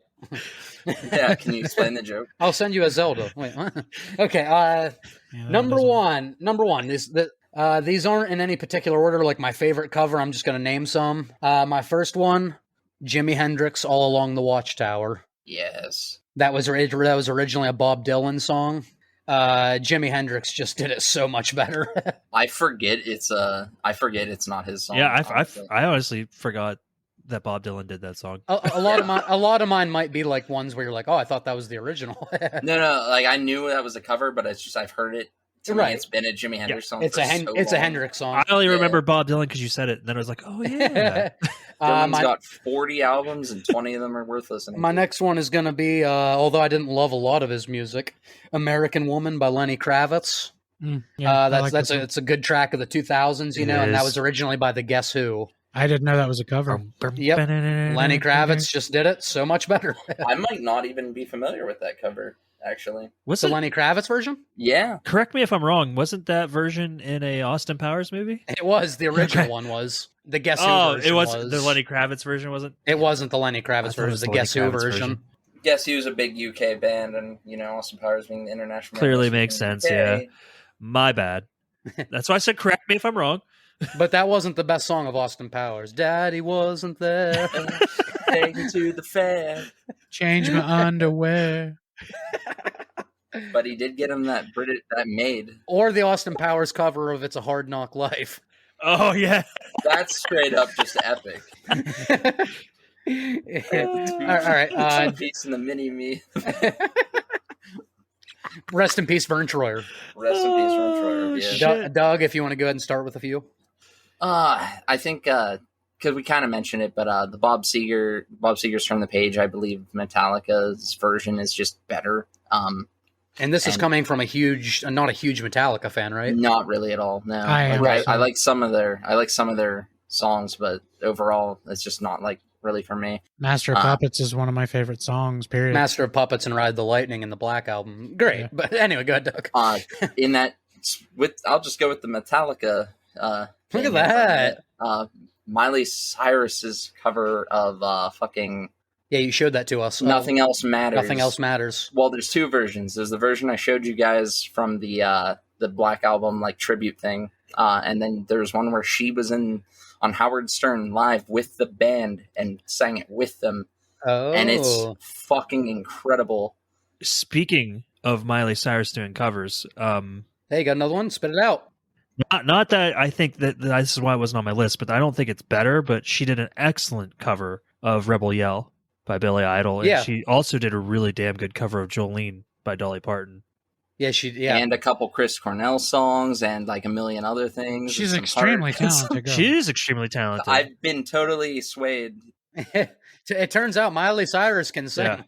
Yeah, I was a hater, but she's trying to do that whole Joan Jett thing right now. Who she is today, I'm a massive fan of. Yep. Yeah, she really turned her image into, and she has an amazing voice. Yeah. So she took every talent she had and made herself kind of like more of a rebel girl, and it worked. I mean, she went through a little bit of a period of weirdness, but it worked. She had a phase. And do you know who Miley Cyrus's godmother is? I don't. Dolly Parton. Yeah. Oh shit! I did not know that. Yep. That's awesome. And then because you mentioned Five Finger Death Punch, it's another band I'm really not a fan of at all. But their cover of Bad Company. Oh yes. Super. I can't.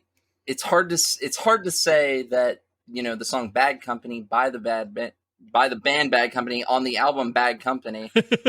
Like to say that the cover is better feels almost wrong, but it's going blasphemous.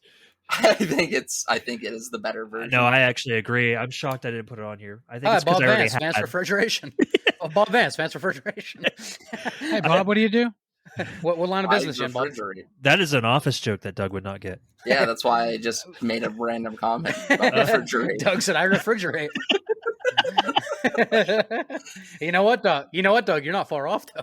I think because I had already had a Five Finger Death Punch song on my list, I didn't want to put another one on there. But I actually agree. The Bad Company version or Bad Company by Five Finger Death Punch is better than. You don't want people getting the idea that they're a good group or anything. Yeah, I want people to think I'm a Five Finger Death Punch fan because I'm not.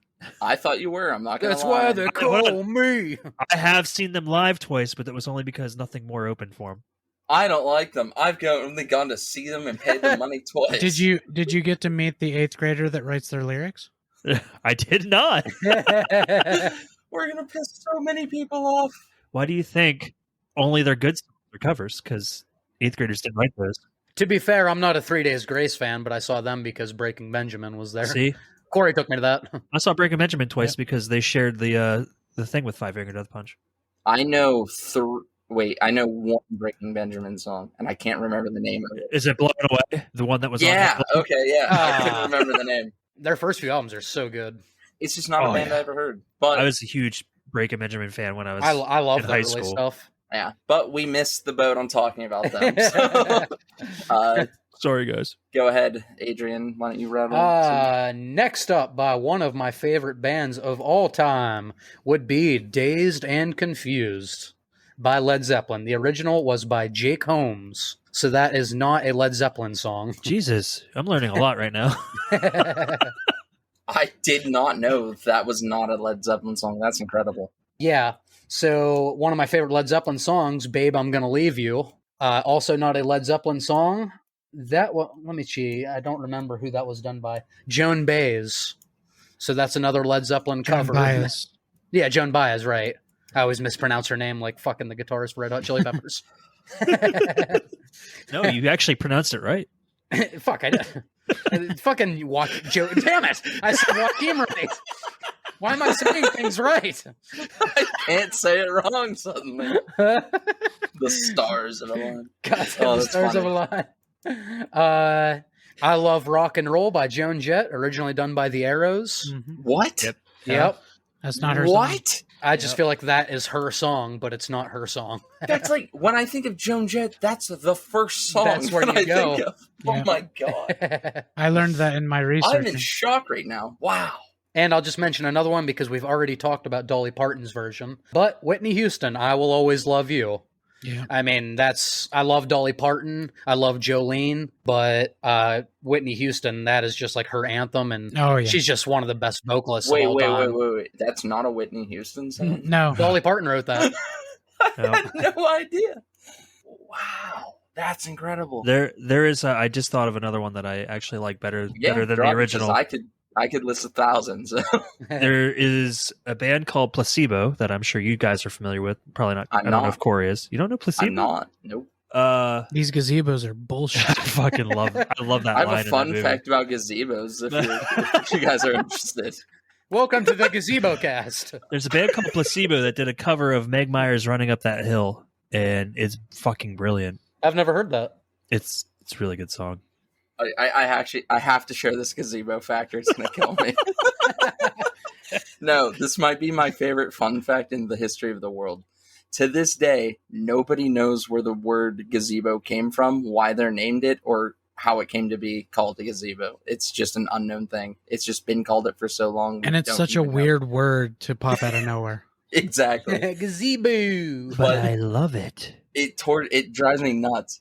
It's like they were talking to the guy who designed it, and they're like, "What's it called?" And he's like, "Gazebo." Gazebo. And they were like, "All right." Ooh, that sounds foreign. What do we call that thing? It's a gazebo. Yeah. Yeah.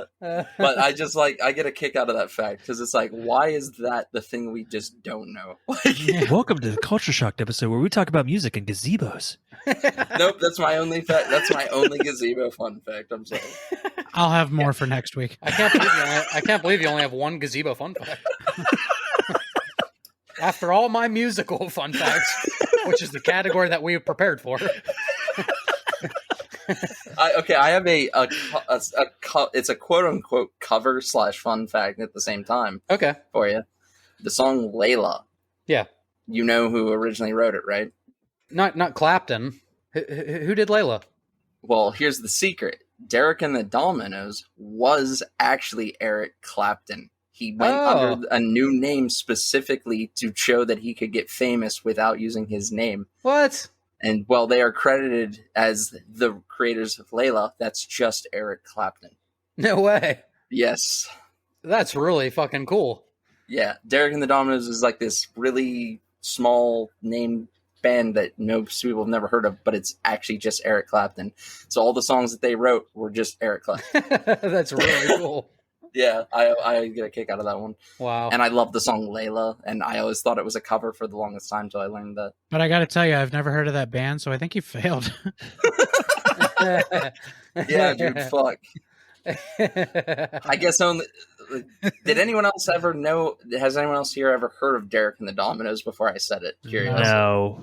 Okay, it's actually something I've listened to for years, so that's why, like, knowing that it's Clapton has just always been a kick. Speaking of, I don't remember the name of the band, but I believe Billy Joel had a band before he went off on his own. And hold on, I gotta look this up real quick. Is it Billy Joel? No. Was his band called Piano Man? The Piano Men, the pianists, the pianists, The 5 pianists, like 21 Pilots. There are 5 members that all played piano. and it's just Billy Joel. It's a dueling piano bar. It's a It was Bach, Beethoven, Billy Joel, Liberace and Elton John. Robot Chicken had a skit with Billy Joel where he was like, throughout the episode, he was playing like songs in a dive bar, but by the end, he's playing "Get on Your Knees for the Piano God" and shit like that, and getting way crazy. And people are like, "Whoa!"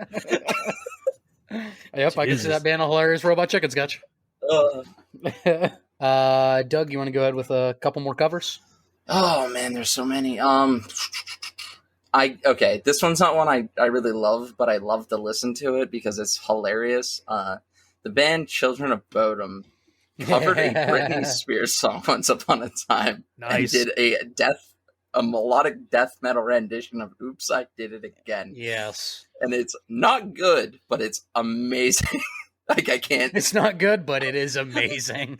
There's no other way to describe it.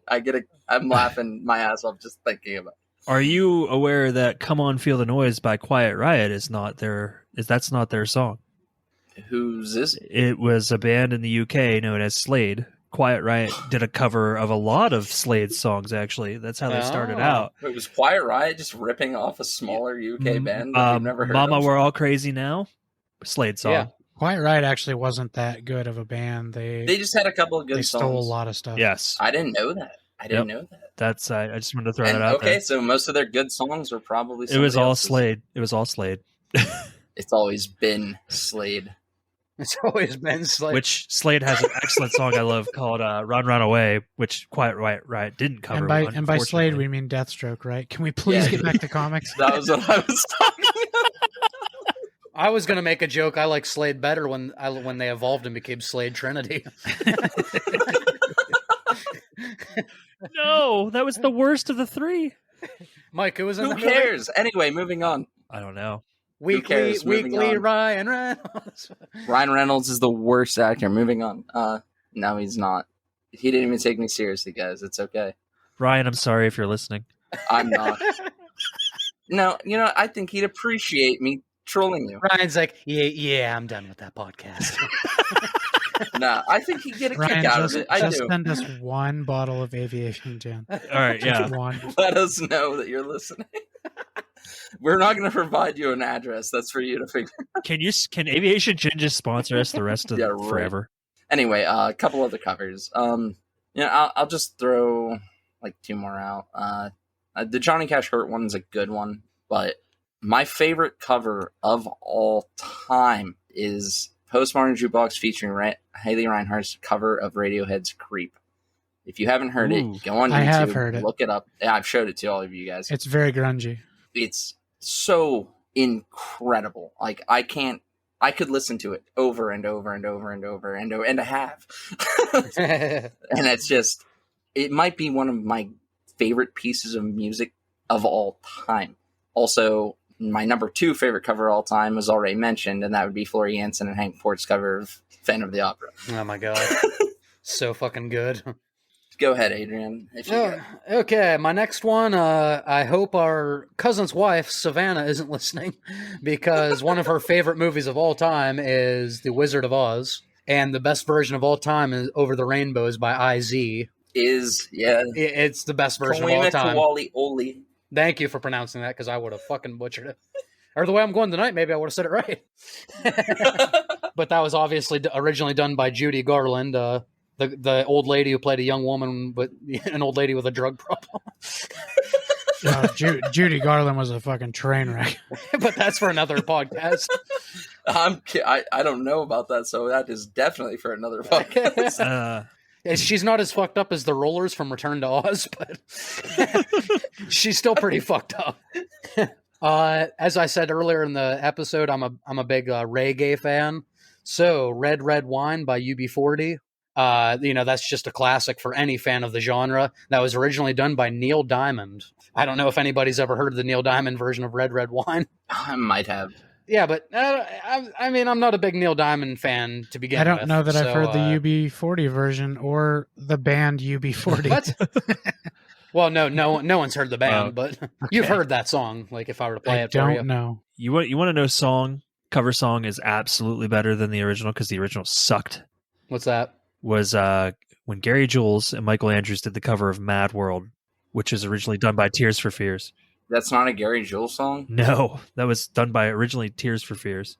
I don't even want to hear that version. It's terrible. It's fucking I love so that bad. Song. It's I don't so want to hear bad. that version. I remember trying to listen to it because, I'm the person I want to know what the original sounded like because most of the time it is better. But I got halfway through it. I'm like, what the fuck is this garbage? That's harsh. That's harsh. Because Tainted Love, Personal Jesus, both done better by Marilyn Manson than their original. Sweet Dreams, I think, is better than the Eurythmics version as well. Well, I can take a few off my list. I was surprised you guys hadn't brought those up yet, the Marilyn Manson covers. Yeah. Well, since you mentioned Neil Diamond, before I forget, this actually reminded me of a cover I forgot about. It's this band called the Red Light King, who I've never heard anything else by, did a cover of Old Man, but turned into a rap, almost hip hop rap song, and it's fucking great. I like though when groups and stuff can take a song like the source material and not just do a beat for beat. You know what I mean? Make it their own. I'm not trying to listen to Any Way You Want It. It's the cover of Any Way You Want It by fucking Rise Against. It's too exact. God. Yeah, right. Or Trivium. Well, okay, Trivium's entire cover of the Master of Puppets album was pretty good. That's tribute more than it is pretty good. I'm shocked actually. Earlier, Doug, when you were talking about Metallica, you didn't mention Whiskey in a Jar. The Bob Seger. No, Thin Lizzy. Oh, I was thinking to Turn the Page still. I'm not really that familiar with Thin Lizzy, to be honest. I didn't even know that. I didn't even know that was Metallica covered that either. That's pretty guys. By the way, we got our weekly mics. I'm shocked you guys didn't mention. He got me. He got me with one. Mike, I did that for American Psycho on the episode you weren't on because you weren't there. Oh man, yeah. In tribute to you, I'm like, I even said in the episode, I'm like, to tribute Mike, I'm surprised you guys didn't mention American Psycho. Yeah, we got. Don't worry, you were there because we listed everything you would have said. I was there in spirit. It's Brett Favre, the Green Bay Packers, Allison Hannigan. Allison Hannigan, Ryan Reynolds. That was probably the most fucking random. I don't think we mentioned her in any horror movie. No, but the name came up just because Corey did a supercut of Mike for us in 10 seconds. All right, my next cover, and women of the world listening to this podcast, I hate to take this one away from you because this is the feminist fucking anthem, but respect. I like Aretha Franklin's version better, but she covered it. It was an Otis Redding song. Yeah, but I do like Aretha Franklin's version better. So I just want to put that disclaimer out there. I do like her version better, but it wasn't her song, even though it's the feminist national anthem. Speaking of Aretha Franklin, I was actually I didn't really. There you go, Doug. Say it. I was shocked. I am shocked because I was shocked when I found I didn't realize that Adele's "Rolling in the Deep." When I heard that Aretha Franklin had a version, I didn't realize it was Aretha Franklin covering Adele. I thought it was the other way around. Yeah, right. And then when I found that out, I was like, that's the Johnny Cash, Trent Reznor thing. That's the same level. Yeah. Of what? That has to be so fucking. It has to be an honor to have somebody like that love your song so much they want to cover. Yeah. Yeah. And I was like, and also the Adele version is. I love Adele. She's amazing. Adele's an amazing singer. Oh yeah. She's next level. You guys mentioned No Doubt earlier. They did a cover of Talk Talks, It's My Life, which was a new wave song in the 80s. Yep. You're a big new wave guy. I love new wave music. Adrian knows this. We rocked out the Guitar Hero 80s one fucking night and beat it. Yep. Been there. Mike's new wave, I'm alternative indie rock. I like folk music too, Adrian. Next up, I guess for me, is a song that was covered by Soft Cell, Tainted Love. That's a great. I love that version. Yeah, I love their version of Tainted Love. That was originally done by Gloria Jones, if And you know anybody what? didn't know. See, so we mentioned different covers You know what? of that song. Yeah. I'm actually Okay, going to mention cool, another cool. cover that I just thought Hey. that I love. We got him, guys. I absolutely love Disturbed's version of Sound of Silence. Oh, yes. Oh, yeah. Absolutely. Yes. I can't believe I hadn't mentioned that already. They performed it on Conan, and I like fell in love with it, and I downloaded it that second.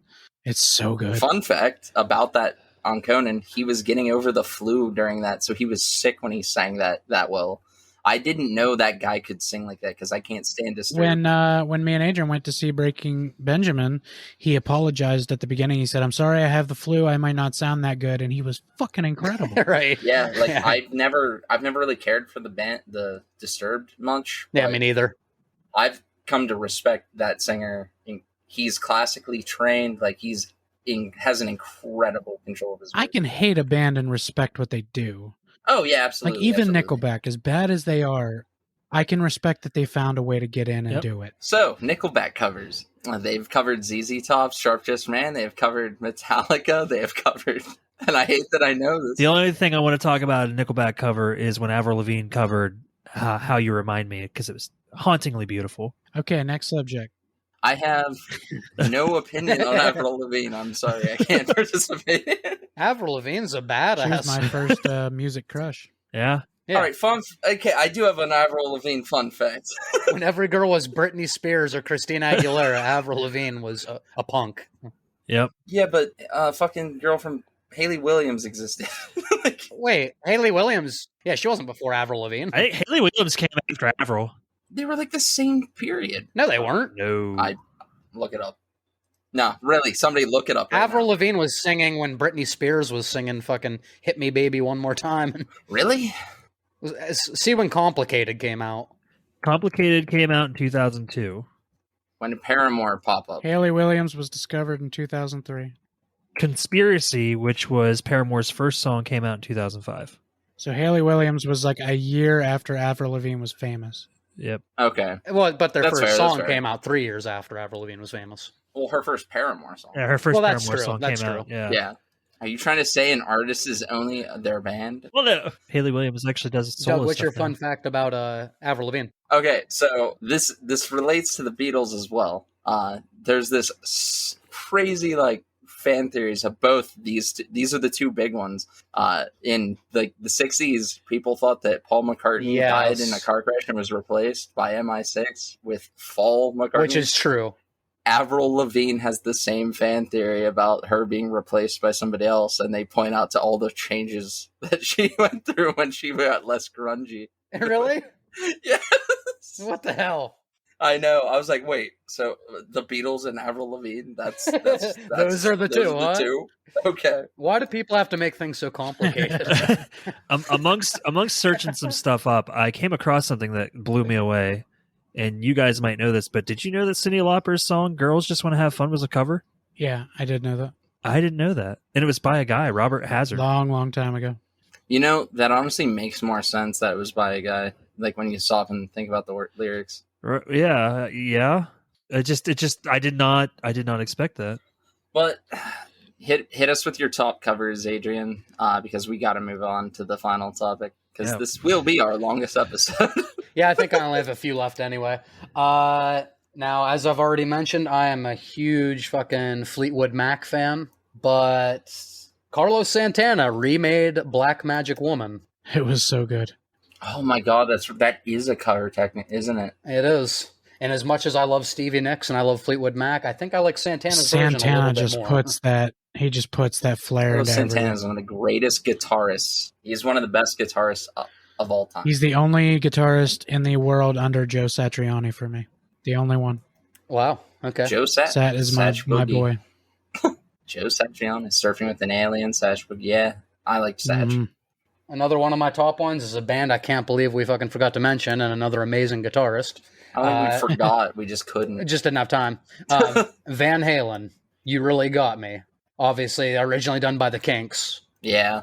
But fucking being such a major fucking Van Halen fan, I don't know. There's just something about that version that speaks to me more Rest in personally. peace, Eddie. Rest in peace, Eddie. What was his last name? Hagar. Jones. Oh, why would you say that? Eddie Lee Hagar. Eddie Lee Roth. Eddie Lee Hendricks. Somewhere David Lee Roth's pissed.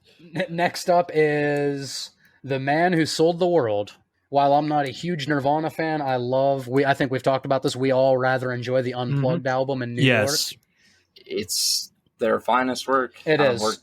So The Man Who Sold the World, which was originally a David Bowie song. Oh. I guess this could have been a better place to put my fun fact about David Bowie. I have such a weird I love David Bowie, but at the same time I can't just listen to a ton of David Bowie. But it's weird. I think that about does it for me. I guess I'll just a few honorable mentions real quick. You have Cocaine by, of course, Eric Clapton. That was originally done by J.J. Cale. Really? Yep. Huh. And then I also enjoyed the Run DMC version of Walk This Way. That was kind of a collab, though. They were really on that with them. It was a collab, right? Aerosmith was on it. I think it's fair. It's fair game. Don't get me wrong. It still counts in this category. I'm just saying the band was at least there. Yeah. I didn't think to mention that either. Yeah. It added a new element to the song, but being an Aerosmith purist, I still like the Aerosmith version better. But but I think that's about it for all my covers. I have to say one more because rest in peace Dolores or I cannot say her name right. Irish as fuck.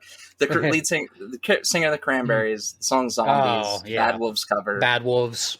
They paid homage to it very well for what was supposed to be a collab that turned into a cover because she unfortunately passed away the day she was supposed to record her verse. I prefer Andy Bernard's version, but that is a good one.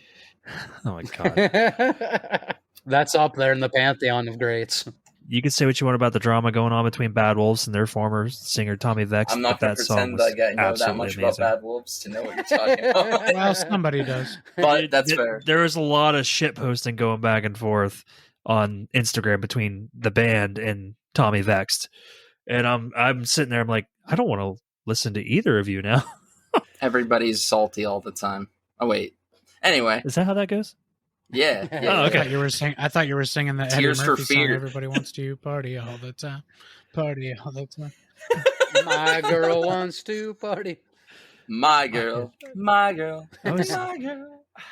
Aside from when I made that joke earlier, I always forget Eddie Murphy did music. He sure did. He danced on the ceiling. So did Mel Gibson. And Bruce Willis.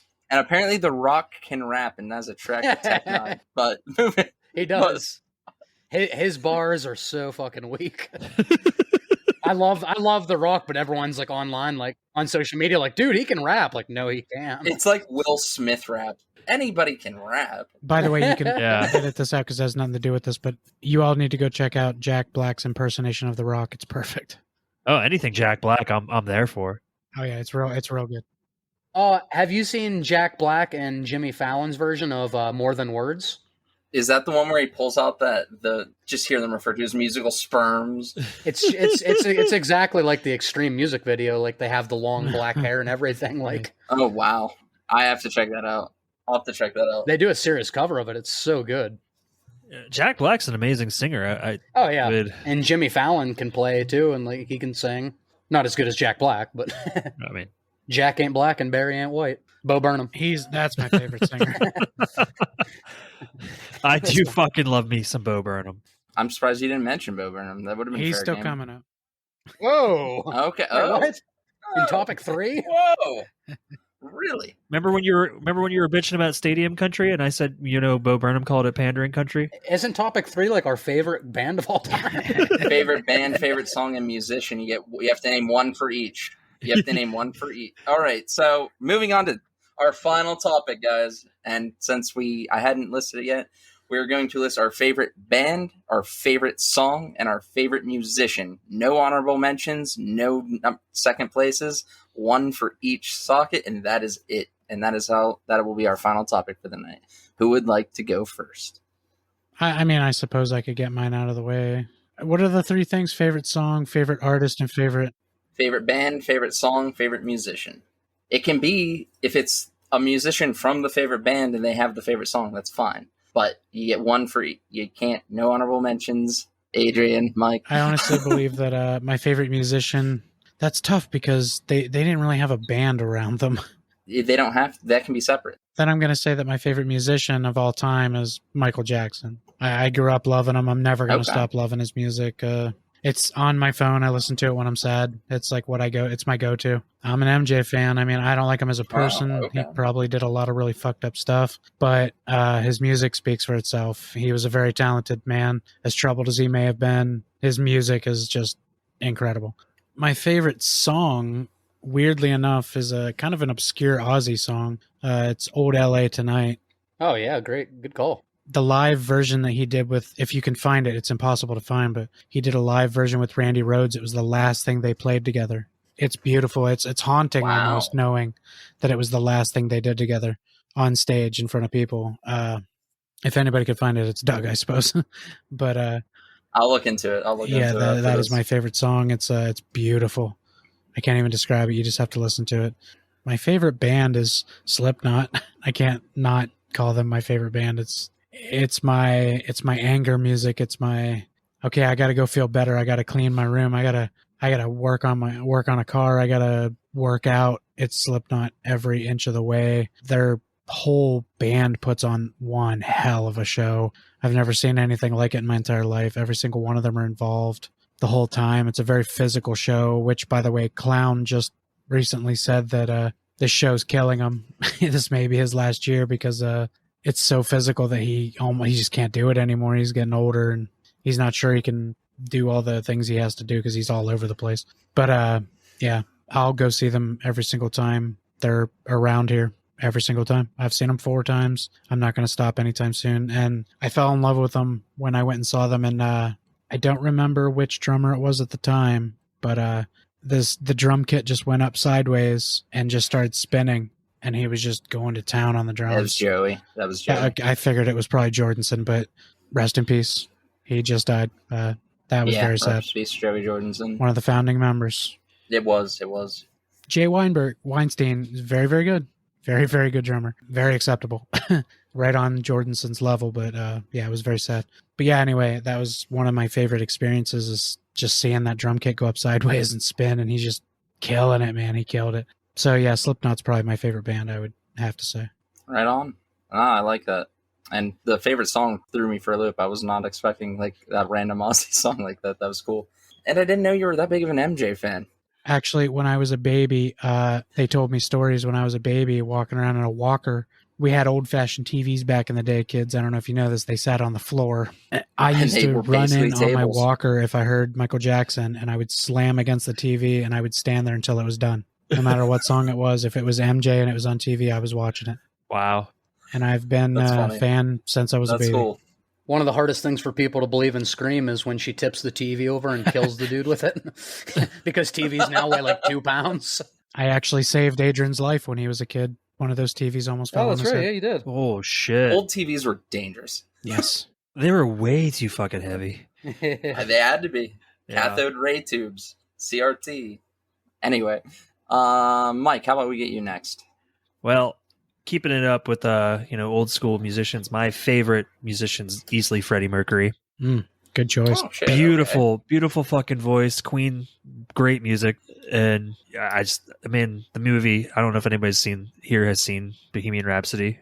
I haven't yet. I plan to. What's that? What is that actor's name?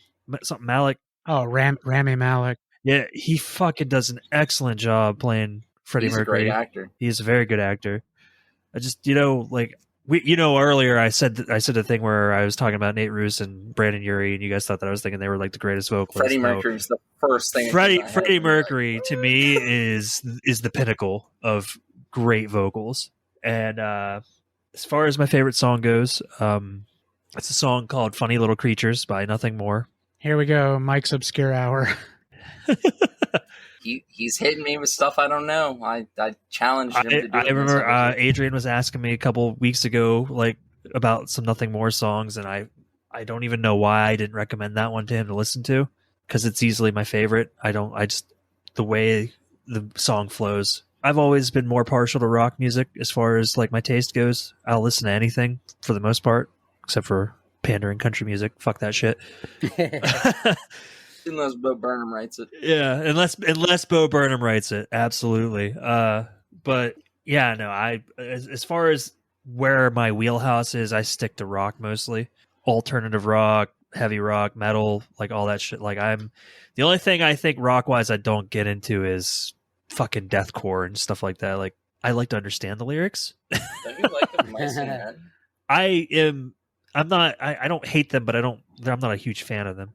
Okay. And I already mentioned it earlier in the beginning. My favorite band is Linkin Park, has been since they first came out, and it hasn't changed. I was really disappointed. I was going to go see the concert that they were doing with, unfortunately, Blink-182 in the middle of the state. And But it was going to be what, Linkin Park and Blink-182? yeah, it was. Oh, that would have been fantastic. And unfortunately, Chester killed himself a month beforehand. So that is why I've seen Nothing More 3 times now, because I was like, I'm not going to do that again where I wait too damn long to see one of my favorite bands. I feel you there. Because I never got to see Linkin Park live, and now I'm never going to be able to see that Linkin Park live. There's a good chance I'll never be able to see my favorite band live, but we'll get to that. That's how I feel about never getting to meet Stan Lee now. It tears me the fuck apart. I'll never meet him. That'll be a story for another episode. But Adrian, because I'm last, so are you ready? Do you need? Not at all. I can pause if you need. No, we can keep going. Okay. I'm as ready as I'm gonna be, but I'm not ready. I know. This was easy and hard for me. The hardest thing for me, the artist, the band wasn't as hard. It's just coming down to one song. Yeah, one song and one musician. song. That's fucking ridiculous. Well, it changed. Mine changes all the fucking time. Right. Yeah, what's your favorite song right now? And I have 3, and I can't do honorable mentions, so I have to choose one. All right, so I guess I'm going to start with my favorite band, and then musician, and then we'll go to final song, because I really can't name one song, even though I'm being forced to. We had to pause to talk him down off a ledge. and it's not that song.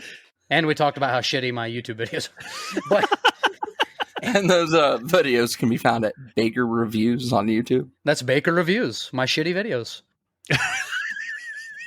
Yeah, so as far as the song goes, it changes on a daily basis, but I'm just going to name what's going on right now in my head.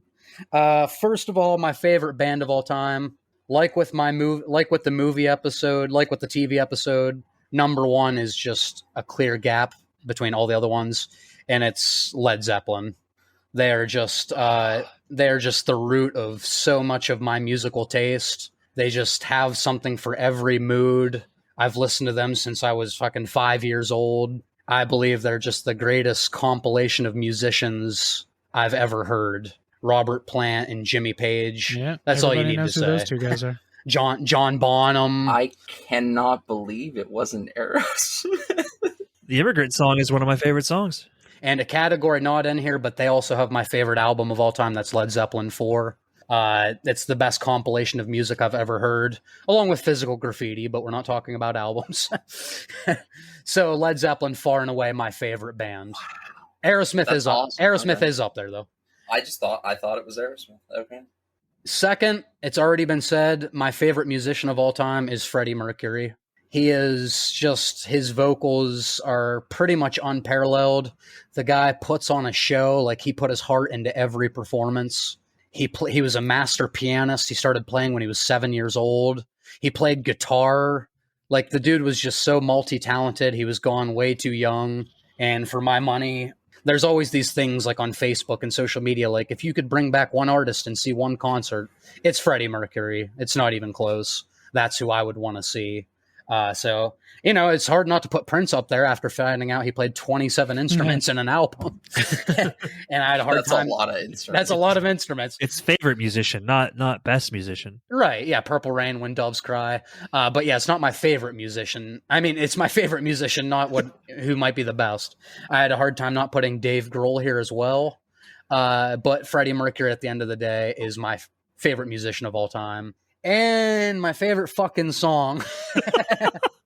So I have one with 3 honorable mentions. I'm kidding. I'm just gonna name one. It's a song by my favorite band of all time, and the song is Dire Maker. It's not Stairway to Heaven. It's not Going to California or Black Dog or The Immigrant Song. All great songs, but Dire Maker is my favorite song of all time. It just has these inspirations. Like, it almost has like these reggae vibes to it. It has, of course, their bluegrass roots and just the emotion that he puts into the music. I mean, it's pretty clear what the song's about if you listen to the lyrics, but the man was hurting when he made this song. And just being a huge Robert Plant fan, I love everything about it. Led Zeppelin's my favorite band, and with that, naturally, Dire Maker is my favorite song of all time. God, that fucking was hard.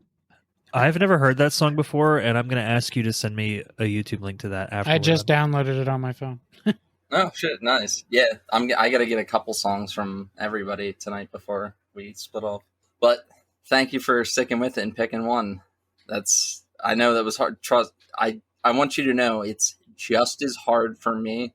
Like right now, I am just torturing myself thinking about it, and I'm trying to solve because I'm trying to get to it. Hey, let me help you stall one more second. Since we started recording this, I've gotten 2 new subscribers on Baker Reviews. Nice. Woo! Now you're at 102, right? 104. 104? I'm famous now. Edit that out in post. Okay. No. And it's Adrian, sad. earlier you said Damn you're it. going to have to quit this because you're big now. Yeah. That's the reason you need to stay with us. You need to help. You need to help us. Yeah. Guys. Oh, he I'm hates talking us. about doing a collaboration video with Mr. Beast. Okay? It's going to be me, PewDiePie, and Mr. Beast giving away money while we stream God, I video wish. games. I don't even want to watch that. I'm sorry. I'll watch it. Anyway. So for mine, the band and the musician, effortless. The band is System of a Down, and the musician is Serj Tankian. No, they obviously for me that is. I love political music. I love music with a message. I love music that means something. Music you have to think about. Some people think they're just saying a lot of things, but it doesn't mean anything because they're not listening to it. So even the They don't super really off get the it. wall stuff he did by himself. I love all 3 of his solo albums. Do you like Scars on Broadway? I love Scars. Darren Malakian's band is also great. I love them both, actually. Okay. But Serj, I like over Darren. Understandable. Yeah. I love Scars on Broadway, though. Their second album, The Dictator, was actually most of that music was supposed to be the next System of a Down album that they just couldn't come to terms to putting together. And it is an incredible album. I didn't know that. My favorite System of a Down song is not even like a typical System of a Down song. Lonely Day. Oh, yeah. That's my least favorite System of a Down Well, song. I it's like that song. probably like it's the least. Well, I think that actually makes sense with both of your personalities. Yeah. Yeah. Mike said it's not very System of a Downy, and Doug's like, I don't like that song. Mike's like, I love it. I love System of a Down, but that's one. It's my least favorite System of a Down song, and I still know every word. So Shows you how much you love the band. The first time I heard it, I didn't even realize it was System of a Down. yeah, well, it was Darren writing a song that he wrote while literally sitting in the car as the song goes.